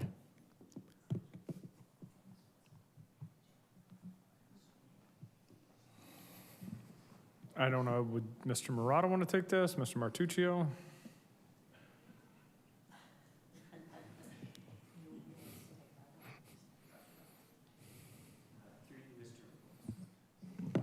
Through you, Mr. Mayor, we don't check downspouts out of municipal works. We don't have a program to follow up on any disconnections or anything like that. So if someone were to reconnect, we don't have any proactive programs to investigate or look into that. I know, I understand that. I guess I'm just wondering about the culverts that are on private property. So there are easements on property. Residents were telling me about the easements, and when I went and looked at the culverts, they looked like city culverts, but they weren't on the road. They were in someone's backyard. Do we check to ensure that those culverts are clear? Through you, Mr. Mayor, if there's culverts on private property, we probably would not be checking on those. We do have water courses and drainage features that do run through private property that may be attached to our drainage system. In those cases, we might look at those, but we are typically dealing with reported problems or issues like that. So yeah, that would be our action if we were to check on some of those culverts, would be more related to a reported issue that we're looking at that could have effects on our system, in which case we would seek permission to go on private property and have a look at those culverts, see how they're functioning and working. All right, that's helpful. And then my other question is, and this was a question that I couldn't find when I was going through the emergency FLAP program, and it comes from a resident, but plumbers are in high demand right now. And so she had to find a plumber from out of town. And she was under the assumption, and this is maybe the difference between the emergency FLAP and the old FLAP program, that the plumber had to be a local plumber. So you had to find someone from Hamilton. Is that a problem or? Licensed. Yeah, that's a licensed plumber. Yeah, all right. That is how I will respond to her. Thanks. Thank you, Councillor. Councillor Miller. Thank you. I just have a question about FLAP that maybe is a little off. the specific report, but I appreciate a little leeway, as we did with the procedural bylaw earlier. So my question is just, we obviously have this massive amount of information now about where these FLAP are coming from, like these applications are coming from, and we're talking about these future projects. How are we, like, are we going to be able to use that data and that information about where, you know, where homes are flooding to inform our decision making, and maybe like how so? I'm looking at either the Deputy CAO or Mr. Green. I'm not sure. I'll maybe begin and then defer to Mr. Green. So every possible data source that we can get our hands on, we are mapping to get a better sense of what happened. So whether that was service work requests that went in through our municipal works crews, whether it was fire dispatch data. We're looking to the Insurance Bureau of Canada to try and get as much data as we can on insurance claims. We know each of the pieces of these puzzle is only a piece, but the more information we can get, the better clear line of sight we can get. The applications for FLAP are no exception. So every layer of data that we can get to better understand the storms and what happened, we're actively working on it. And that was a large part of what the heat map that the mayor provided at the last meeting is, and that's going to be continued to refine over time. Insofar as it relates to learning for FLAP itself and where those locations are, I'll pass that over to Mr. Green. Yeah, thank you. Through the mayor. So just to add to that, two pieces. One is when people apply to FLAP, there are some questions like, do you have a sump pump, the age of the home, the location? So all that information, like whether they flooded or not, certainly will be useful and able to inform that. As well as the actual, plumbing assessment when that's done, like, are the weeping tiles connected, downspouts, those type of things. So that will also help. That will obviously take some time until, even the plumbers, get through, potentially hundreds or thousands of applications, but that will be part of it too. Thank you. Okay, great, thank you. Councillor Dodge. Oh. Thank you, Mr. Mayor. Through you. So I have a few questions, and I'm not sure whether this falls under this, but this is kind of my learnings through this whole event that's been happening for us. So when Councillor Rasclaff asked about the culverts, whether they're public or private, I'm hoping that we get some sort of, as we move forward, we look at maintaining them, both places. If we're putting them in, even though they're on private property, I think that we should be trying to clean them or at least inspecting them to make sure they're functioning the way that they should be. And then, I think that we use all of our water courses to help dissipate when we have this type of flooding and stuff. And I think that, over the years, we've certainly improved on what we've had at our water courses when it comes to cleaning and whatnot, but I think that we need to possibly start to look a little harder at what we're doing there, because, we do have areas that, because we have so much runoff of everything goes into those water courses, and then we need to start cleaning that up so that we can, so I know that I might be going off topic here, but anyway, I think that those are something that we need to look at as a city, what we can provide a better service for those things. I know that we have improved, but I think that we obviously need to make some improvements when it comes to those sorts of things. I'll just address that, Councillor, and I appreciate you bringing that up. And for the record, I've given leeway to everybody tonight on this topic, so I'm not stopping you if you're talking.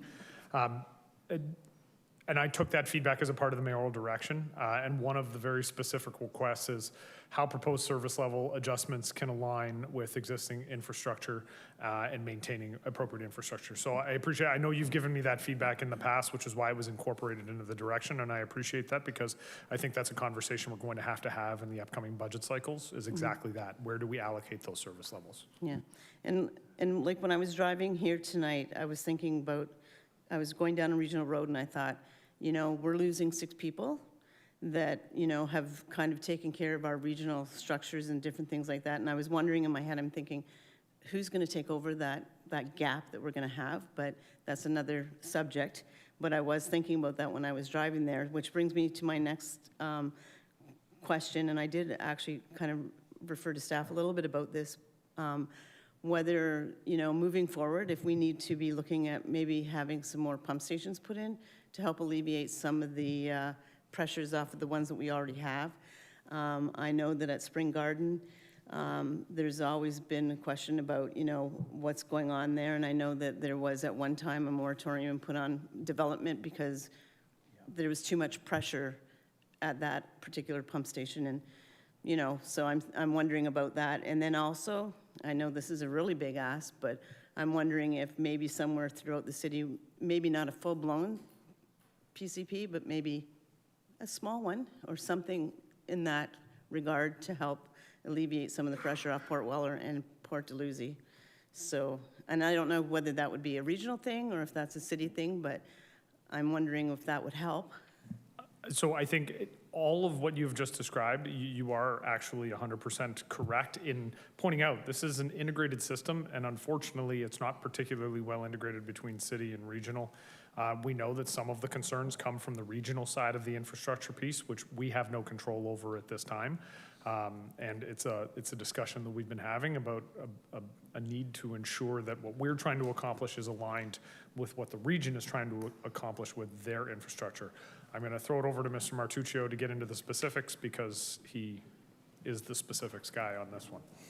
Yeah, thank you. Through the mayor to the councillor. Yeah, so the additional pump stations is something that would be considered through master servicing plans, and the region is currently undertaking their sanitary master servicing plan as well. And obviously we're engaged in the process, so we will provide them feedback on the pressures that we're experiencing here at the city. It also ties into the master servicing plan that we're completing. You know, the information that we're experiencing or we're seeing is something that will feed into that. And I just want a clarification on what you mean by PCP. Pollution control plant? Yeah, that's what that's what I was concerned about.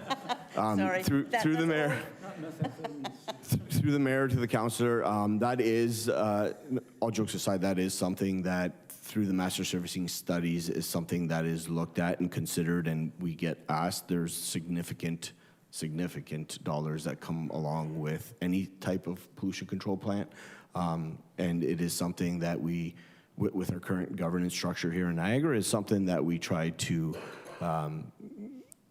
keep those functions with the region. And that was what I was going to follow up, just for clarity, though. It is a regional function. And I will say, as much as I think there's a lot of validity to what you just asked and perhaps a requirement, it has been very difficult to acquire the funding for the South Niagara Falls wastewater treatment plant. And looking at a new build comes with a hefty price tag, and I don't know if the region is prepared to look at that, given that we have not identified the funding for South Niagara. Yeah. And I understand that.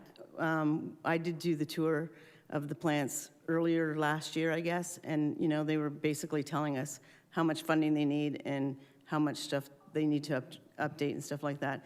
And in future, I'll use WWTP. That's a new term, but old school PCB. So anyway, and I think that, you know, like we're looking at all this stuff, but I think that we're looking too slowly. We need to start bumping it up, like the storms are happening more frequently, and obviously we've had so much destruction to our city this time. I think that we really need to put this at the top of the list. It can't be medium or low priority. It has to be a high priority moving forward. And I think you're 100% correct, and I think it is. The one caveat that I will put into that is we can come up with all the plans in the world. We need our provincial and federal counterparts to come along with the dollars, because right now, the majority of these costs are resting on ratepayers here in St. Catharines, and it will be very difficult to accelerate the speed at which we build out if we're only depending on ratepayers. We've tripled the amount in sanitary and storm over the last decade, and we have made this a priority at our council table, but we need the province and the feds to start spending dollars on this. And I think your point is 100% correct in that this needs to be a much bigger priority than it seems to be at other levels of government. And I think that part of the problem is, even like, you know, like I've been doing this for a while and asking for money for the water courses and different things like that. And I think that sometimes people don't really understand how serious it is and how big of a deal it is when the flooding happens. Now people have kind of seen what people have been living with. Like, you know, you heard of Hanson Drive, you know, you go to Walker's Creek and they've had problems. Like, I can mention a whole bunch of places where we've had, like, I'm talking like, you know, 3 feet of water laying in, you know, people's backyards and stuff like that on a whole street, you know, and it's coming off the creek because the creeks just can't take, you know, some of the stuff. So I think that, I'm hoping that, like you say, the people that are giving the money or should be giving the money have seen this and understand how serious this is for maybe not just St. Catharines, but a lot of places, and they need to start looking at that stuff and saying, this can't be happening. We can't let this happen again. You know, like when you're standing in someone's basement and the water's just pouring in and you have a pump that's pumping out 10,000 gallons of water an hour and the water's just coming up and they're going, I'm going to lose my house because, like, there's nothing you can do, and it's a pretty sad situation to be in, to say the least. So, and I'm going to kick into about the FLAP program.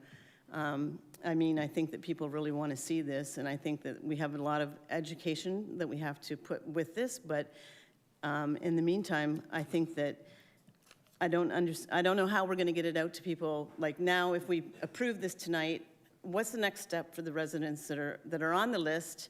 Where do they go from here?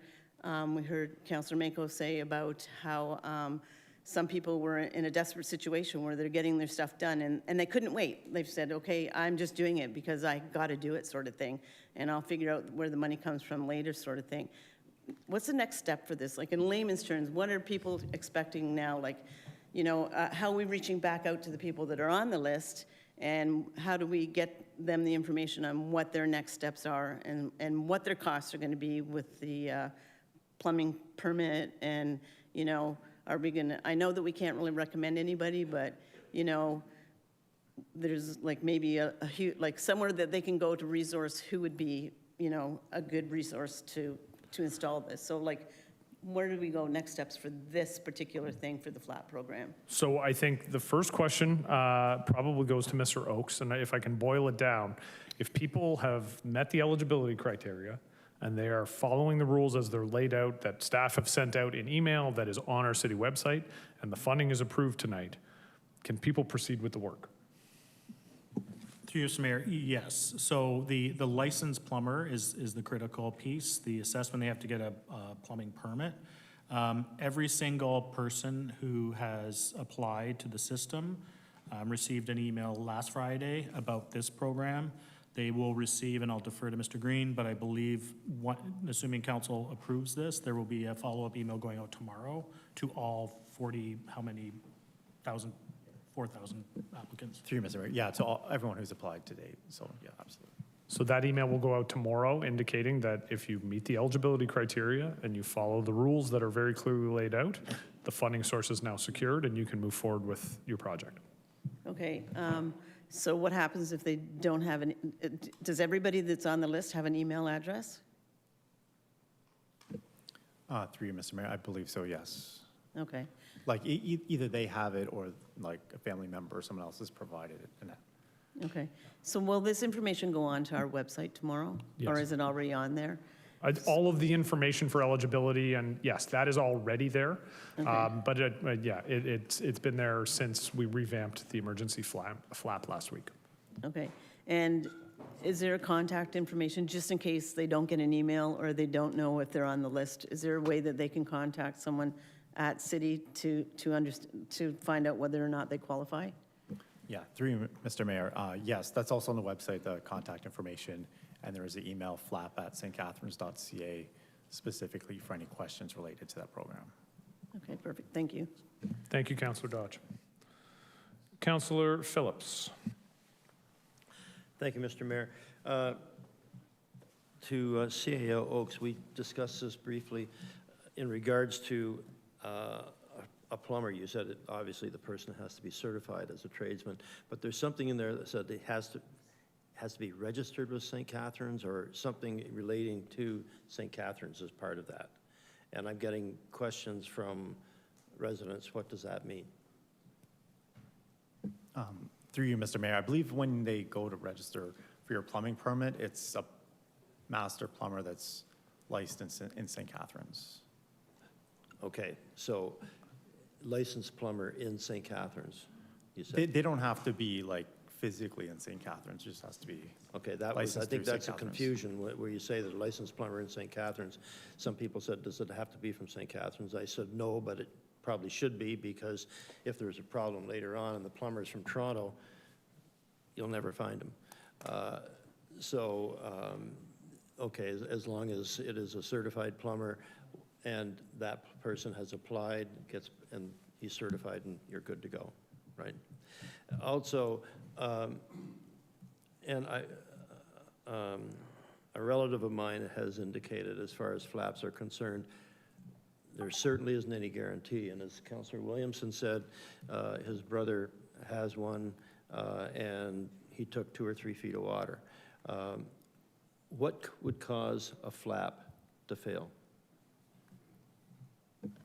Through you, Mr. Mayor. So there's like a couple possibilities. One is there's some type of other connection there behind the flap that floods you out, as we heard from people. That would generally be more of like the clear groundwater type of thing, but that definitely happened to some people. So once that valve closes, it stops water from going in, but also stops anything else from leaving. So any connection below that. Anecdotally, we have heard, yeah, people have said that they've like either broken or malfunctioned. Like, we haven't seen that ourselves, but that could easily happen, right? It's in someone's basement. Those would be kind of the main reasons.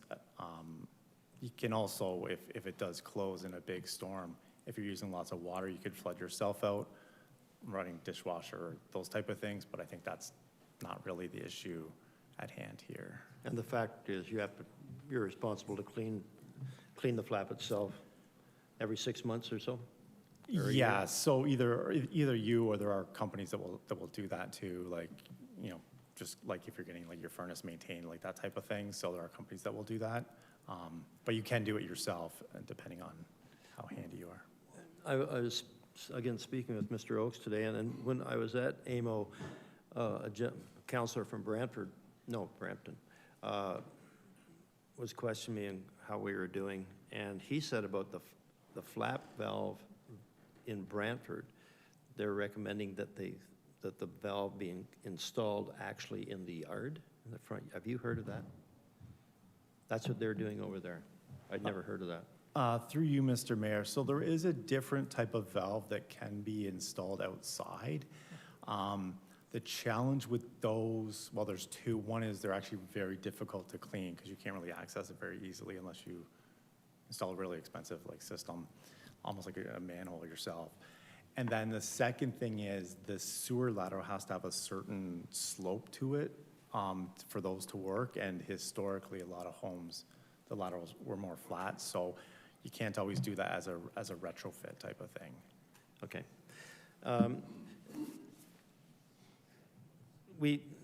Councillor Dodge has mentioned this, and we have 1 or 2 situations in our ward where we have a storm sewer grate in the backyard of a person's house. And 2 doors down, the residents have an easement, and Mr. Murata's crew can go in and clean or do whatever it needs. But this one person got a response saying that hers is in her property, we don't have any, we can't go in and do it. There's no easement or anything like that. I'm not sure why that would be the case. Grant her an easement, in my mind. It makes sense to do that because she got flooded badly. And maybe that was a cause of it. But I think anywhere, obviously the homeowner did not put that grate in, that sewer in, when the house was built. That would have been done by the developer or the city at the time. Why wouldn't we be doing, when we have a situation like that, why don't we bend the rules a little bit and go and check it out? Anybody can answer that one. Through you, Mr. Mayor. So I don't know the specifics of that situation. Typically, those rear yard catch basins with the easement going to it were put in when that subdivision was developed initially, and those easements would have been registered on title as part of that subdivision process whenever that happened, many years ago. Other catch basins, some people have put them in retroactively, and then there would not be an easement associated with that. So again, I don't know about that property specifically, but across the city, that's typically what's happened. And we have another situation in Walker's Creek where the creek itself isn't any wider than that lectern right there, and it's probably not any deeper, and I think Councillor Dodge knows where this is. And in the past, there's a very senior age couple who were maintaining it because the city said, well, it's not owned by the city because for some reason, this person owned both sides of the creek and therefore they owned the creek. And it was getting plugged, and these poor people were going in and they were trying to expand the height of it by putting cinder blocks up, and kids were knocking the cinder blocks into the, it was a mess. This was many years ago, Mayor. In situations like that, I think we have to have a little more common sense, where we have a creek that's flooding, and just because it's maybe not ours, that we are either granted a temporary easement or we grant a permanent easement so that we can go in. These people would be more than happy. The person who has not given the easement for the grate in the backyard, or these people who have the creek running down the middle. They just can't physically do it. And I think it's something that we really have to look at. And lastly, when we're cleaning out a creek, we can't leave the detritus sitting beside the creek, thinking, okay, that's going to be a good place for rabbits to hide or whatever they do. To me, because in Walker's Creek, for example, it overflows. If we leave that stuff there from the last storm, it's just going to get carried down and get against the grate. So to me, to Mr. Christie's crew or Mr. Murata's crew, when we dig out stuff out of a creek, you can't leave it on the bank hoping it's going to provide safety for animals. We got to get rid of it. Thank you. Thank you, Councillor. Councillor Kushner. Thank you, Mr. Mayor. My questions have been asked by Councillor Phillips, but I do have an additional question. What happens if everybody in the city has a flap? Where does that water go to?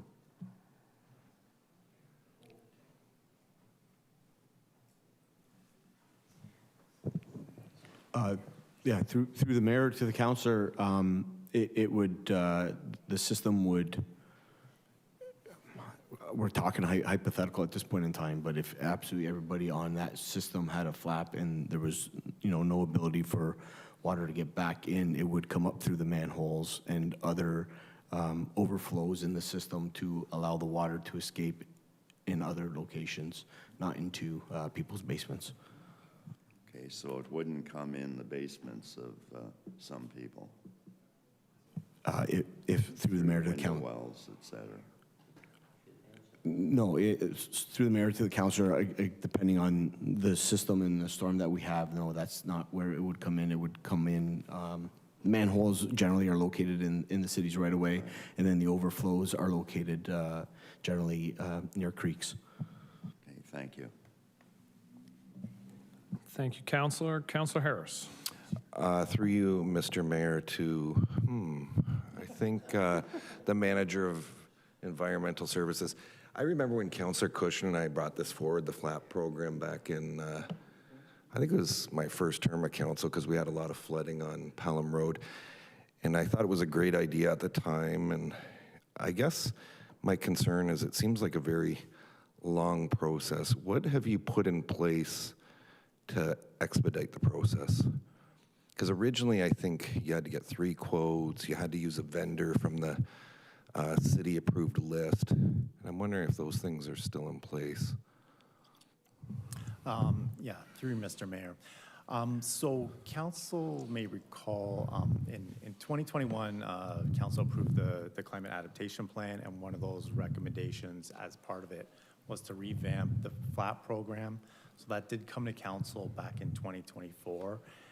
That was the time the grant was raised up to $5,000, and it was streamlined.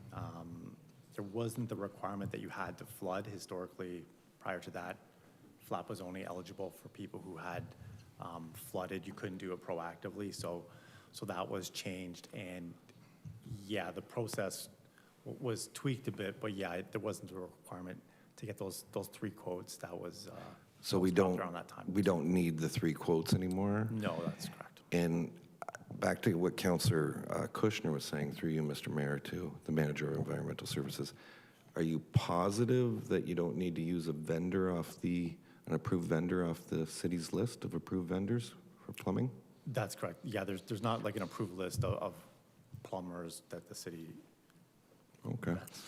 My next thing, like perhaps, can we add to this the staff report back on the current future sanitary storm projects? Can I find out exactly about well, first I'll ask the question, how many super ditches are there in St. Catharines?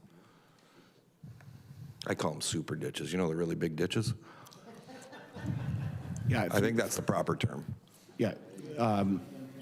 Through the mayor to the councilor, I'm assuming you're referring to our storm system. There, I believe there's one super ditch. Is there another one that I'm unaware of? There's one off Van Sickle. I think there's one over by Cushman somewhere over there. Yeah, but there's 1 or 2 super ditches that we have. And I guess my next question through the mayor to either one of you, do we maintain them? Through the mayor to the councilor, we do inspections on a certain cycle, and depending on what that inspection / condition assessment does, we try to implement those recommendations on those ditches. I know that there's currently some concerns with the one off of Vansicle. We are looking at investigating that one again to see what the condition of it is and what maintenance or what activity needs to be done to improve its performance. Okay, I guess perhaps the mover and the seconder, I'm just wondering if part of that staff report that comes back, there could be like a historical reference to how we used to maintain them and when the last time they were maintained and who's actually responsible for it. So, Councillor, I would suggest that is actually coming forward as a part of the mayoral direction. The super ditches? The super ditches are a part of culverts and everything else. With respect to the water, wastewater infrastructure and the service levels, that's one of the specific asks. Super ditches. You know what? I think staff are taking as direction that super ditches, if they weren't included, and I'm sure they were, but that super ditches would be included. Well, the only reason I'm asking, because there's a history of flooding, multiple properties along Van Sickle, like Beatty's, all those different areas have flooded numerous times, and it's been an ongoing question that I've asked, who's actually responsible to maintain it and who do you have to get permission from? Like, do you have to get permission from the MTO for certain areas? And perhaps they don't always give you permission and we miss spots. So I'm just hoping I can get that information. That information will be a part of it. Perfect, thank you. Councillor Stevens. Thank you. Just one more quick thing, because I just got the kind of impression that staff really wasn't getting what Councillor Dodge and Phillips were saying about these catch basins in people's backyards. I had a resident in my area too. Carleton School has a catch basin at the side of their property, which is on one of my residents' backyard. So who maintains that? They said the school never does, the city never does. The residents themselves had pumps out there. They would have to climb the fence or go around it to do it. So that's one of those things. And also, I know for a fact, my friend grew up there, between 35 and 37 Viking Drive, the city has a big catch basin in the back of that property. So I'm sure that's something that we probably don't even know anymore or maintain it. So along with their lines, that's something that needs to be looked at and checked out and made sure we know where they are. Just want to add that.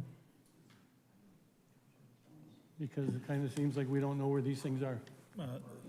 Through the mayor, part of the direction and the conversations that we've been having as staff, we do have a lot of publicly owned infrastructure, obviously. We also have a lot of publicly owned infrastructure on private property that have easements to them. Mm-hmm. And we also have privately owned infrastructure that we don't have in our system. And part of the review and the intent of having the organizations go through is to identify those situations and look at options and opportunities for how those levels of service, and all of that will be sort of incorporated. Yep, thank you. I just wanted to add that. All right, seeing no other speakers to the motion, we have the motion on the floor. As was mentioned, and I'm glad, again, thank you to Councillor Dodge for asking the question and for Mr. Oakes for answering it. With the passage of this, we will have an approved funding source, which means that individuals who meet the criteria, follow the rules as outlined on the website, and I think we've had a good discussion about what those rules look like, will be able to proceed with their work. There is funding available. I do want to say thank you to staff for finding the funding, and I will, I think, finish the debate and the conversation on this by saying that this most definitely is one of the expenses that we need help with from the province. That point was made repeatedly by every single councillor, along with myself, who was in Ottawa for AMO. It's been repeated over and over by our staff in their conversations with provincial leadership. And I sincerely hope that when assistance is coming, and I'm saying when because I can't fathom a world where we wouldn't get assistance from the province, that this will be included as a part of that assistance, because to my mind, and I actually, well, not actually, I agree with everything that Councillor Williamson said about this being a downstream solution and we need upstream solutions.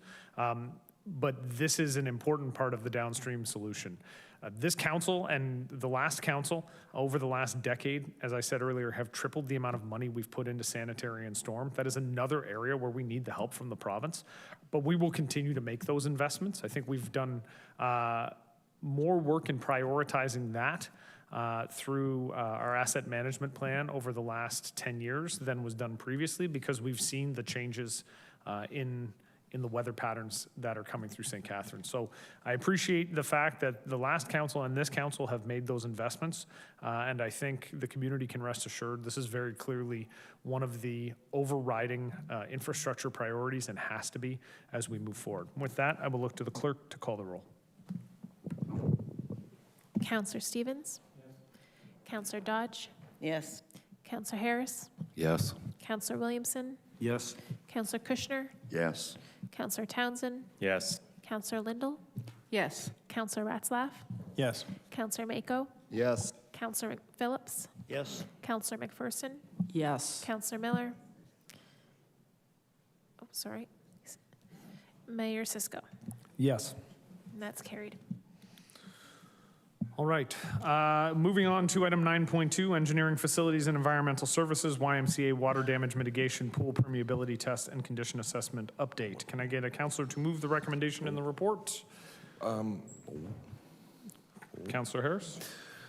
I was wondering if I could move the report and add that we ask staff to engage Rankin Construction to provide a quote.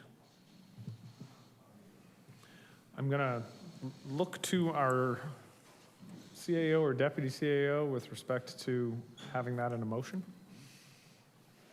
That Rankin Construction be engaged for a quote.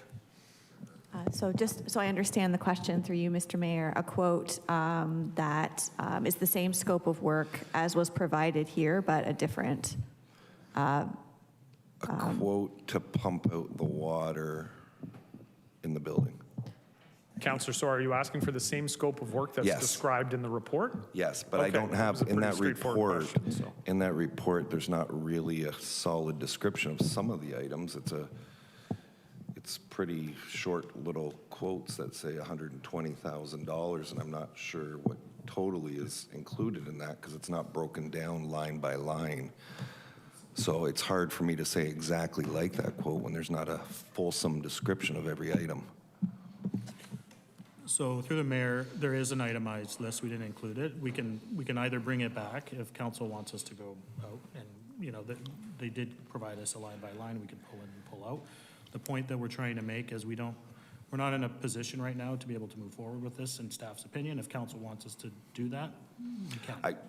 Honestly, I was just looking for another quote so an inspection can actually be done. That's all.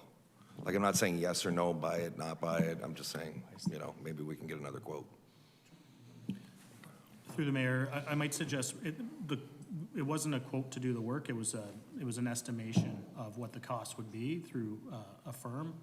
I'll look to Mr. Martuccio just to further explain, but if we want to have sort of like a peer review in terms of what we could do that, but we don't have a formal quote for well, it says the dewatering.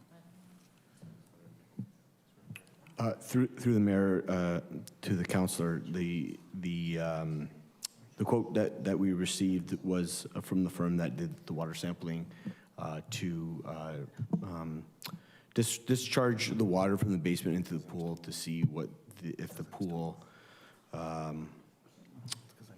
guess, held water, or if there's concerns with the pool with regards to holding water, and then sending it down the sewer into the sewer system so that it would eventually end up at the regional treatment plant. Could you repeat that again? The quote that we received was from the firm that carried out the water sampling. Yeah. And they had engaged a company to help them with the work. And it was a price to pump the water that is in the basement into the pool to see if if there's any concerns with regards to the pool integrity for holding water, and then the water would then be sent into the sewer system to be treated at the treatment plant. I'm going to ask for a pause for just a moment. Can everybody turn off their microphones so we can get the microphone system reset? Including mine? Yes, you will be the person to speak.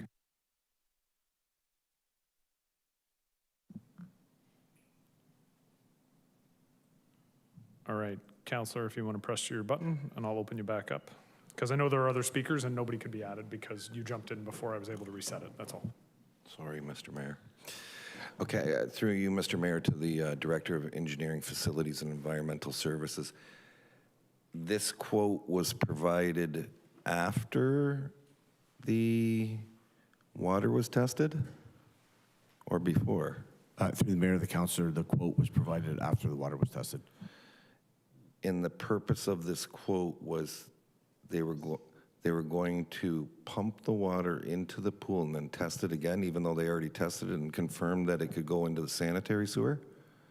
Through the mayor to the councillor, no, the water was being pumped into the pool to see what the integrity of the pool was with regards to its ability to hold water if it was leaking anywhere, and then from there it would be pumped into the sewer. It was not being tested again. We were using the test results that we originally got to apply for the application with the region to pump water into the sewer. Okay, Mr. Mayor, I'm not trying to make anything difficult here. I'm not saying that's by the way, that's not by the way. All I want to do is pump out the water and check out the basement. And if we could get someone to give us an actual real quote, because this is some sort of estimate that seems incredibly high, that's all I'm saying is, can we please investigate getting another quote? That's all. And I would hope we could just move forward with getting a quote. That's all. Through the mayor, I would suggest we just go out for quotes then. We would do, to put out the work for, and then provide the opportunity for. Can we open up Councillor Harris's microphone? Thank you. Through you, Mr. Mayor, to the CAO. I understand what you're saying, but what exactly are we quoting? Because this isn't just pumping out the water. This is all kinds of different stuff. I'm looking at the idea of pump out the water and see what's in the basement and see. Like, I'm not asking for remediation. I'm not asking for anything. We confirm that the water can be pumped out. How about we just pump out the water? So why are you going to send out a tender to say how much to pump out water? Through the mayor to the councillor, we could, the price that we received was to pump the water that's in the basement into the sewer system. But you also got a price from a consultant, Ontario Environmental, that actually doesn't do that. Through the mayor to the councillor, Ontario Environmental is a firm that is engaged in many situations where there's... they sub it out. Yes, they did sub out a subcontractor for the pumping activities. That's all I got.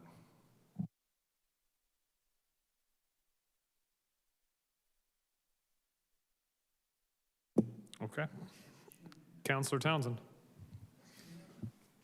Just for clarification here, through you, Mr. Mayor, I think you're just asking through you to the counselor, a referral back to staff to come back with an additional quote? Okay. So can we refer that back on a vote and see if the council wants to do that? So the referral then is to send this back to staff to ask for quotes for the work. An additional quote. The 120 is absurd.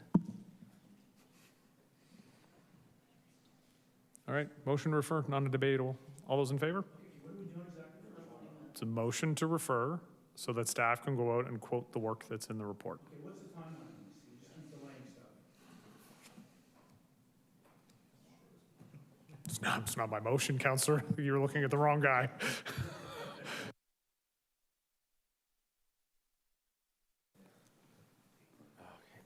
Can we get it for next meeting? Through Mayor, the council, yes, we can get a price for the next meeting. Thank you. Thank you. Next meeting. All right, motion, non-debatable. All those in favor? Opposed? Let's try that again. All those in favor? Opposed? So that carries.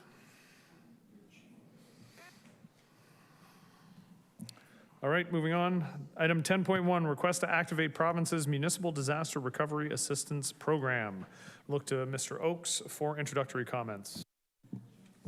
Thanks, Mr. Mayor. So this, I had mentioned it earlier, this is really, I'll call it a housekeeping, but a step that we want to ensure that we have our eligibility. Through the conversations we've been having with the Municipal Affairs and Housing, they recommended that a council resolution supports, so that's what this is really intended to do. The conversations that we've been having, this has been in process, and we're just making sure that we have all our boxes checked. All right, so moving the motion, I have Councillor Phillips. Seconding it, I have Councillor Dodge. This is a procedural motion. Any conversation, questions, queries? Seeing none, I will look to the clerk. Oh, Councillor Phillips. Just to give council a bit of insight, we met with Minister McCarthy about this at AMO. He seemed to be listening. His staff gave a fair amount of input and seemed to be as positive, I guess, as they could be. So it's definitely something, obviously, that we're going to do. But just to give council some idea of hope, that's what we received at AMO. I don't know if you want to add anything to that, Mr. Mayor, but or did I read that correctly? You did good. All right, seeing no other questions or comments, I'll look to the clerk to call the roll. Councillor Phillips. Yes. Councillor Dodge. Yes. Councillor McPherson. Yes. Councillor Harris. Yes. Councillor Stevens. Yes. Councillor Williamson. Yes. Councillor, thank you. Councillor Councillor Kushner. Yes. Councillor Lindell. Yes. Councillor Miller. Yes. Councillor Ratzlaff. Yes. Councillor Mako. Yes. Councillor Townsend. Yes. And Mayor Cisco. Yes. That's carried. 10.2 is request to transit additional stop at Penn Center exit onto Chestnut Street. Moving the motion, I have Councillor Miller. Seconding it, I have Councillor Lindell. Do I have any speakers to the motion?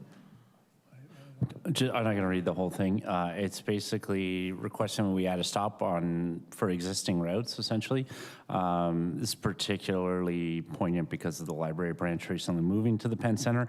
And if you know where the buses stop at the Penn Center, it's almost as far away from the library as the branch as possible. So with sort of increased traffic there, among other reasons, it would be good to have a stop here. So apparently NRT or whatever they're calling themselves these days have looked into this site before for a stop. So we're just asking for that info and then requesting a stop there.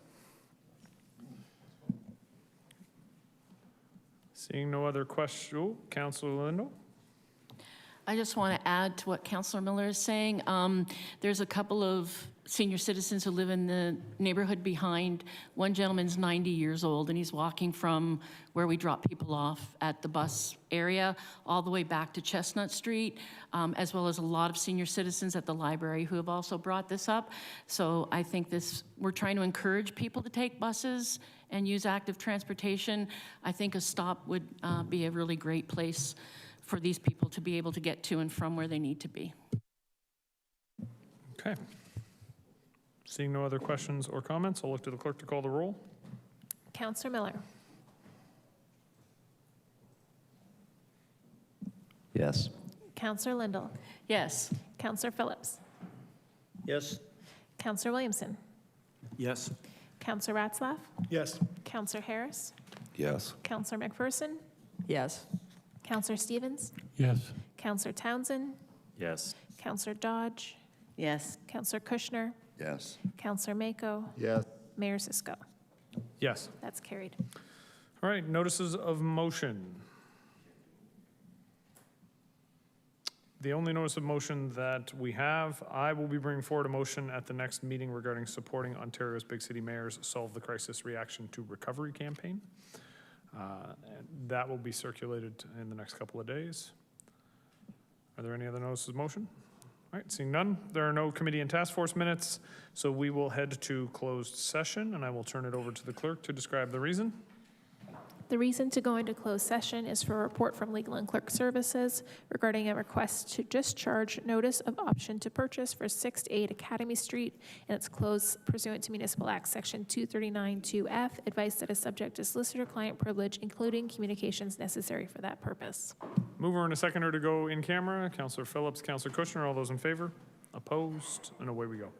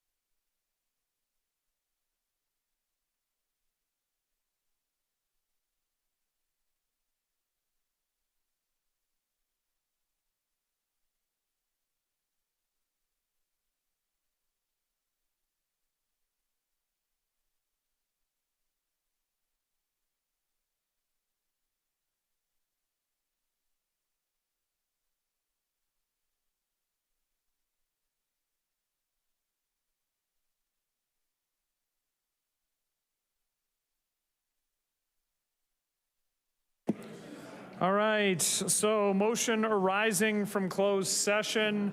Moving this is Councillor Miller, seconding it is Councillor Harris. That council approve the staff recommendation obtained in report LCS 123-2026 regarding request to discharge notice of option to purchase 6-8 Academy Street. And I will look to the clerk to call the roll. Councillor Miller.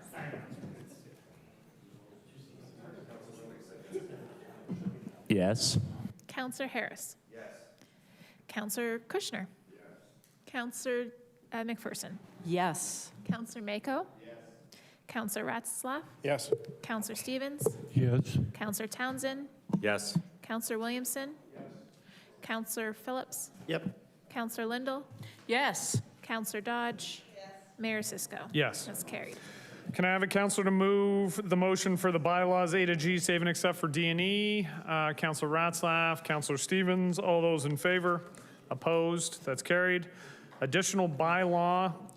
So that the following additional bylaw A, be read a first time, considered and passed, a bylaw to amend bylaw number 2014-169, entitled a bylaw to appoint a chief building official and inspectors under the Ontario Building Code Act 1992. One reading with respect to change in personnel, delegation of powers and duties bylaw number 2020-156 as amended. Can I get a mover and a seconder? Councillor Harris, Councillor McPherson. All those in favor? Opposed, and that's carried. And our adjournment, who wants to move the adjournment? Councillor Kushner, Councillor Lindell, all those in favor? Opposed? Good night.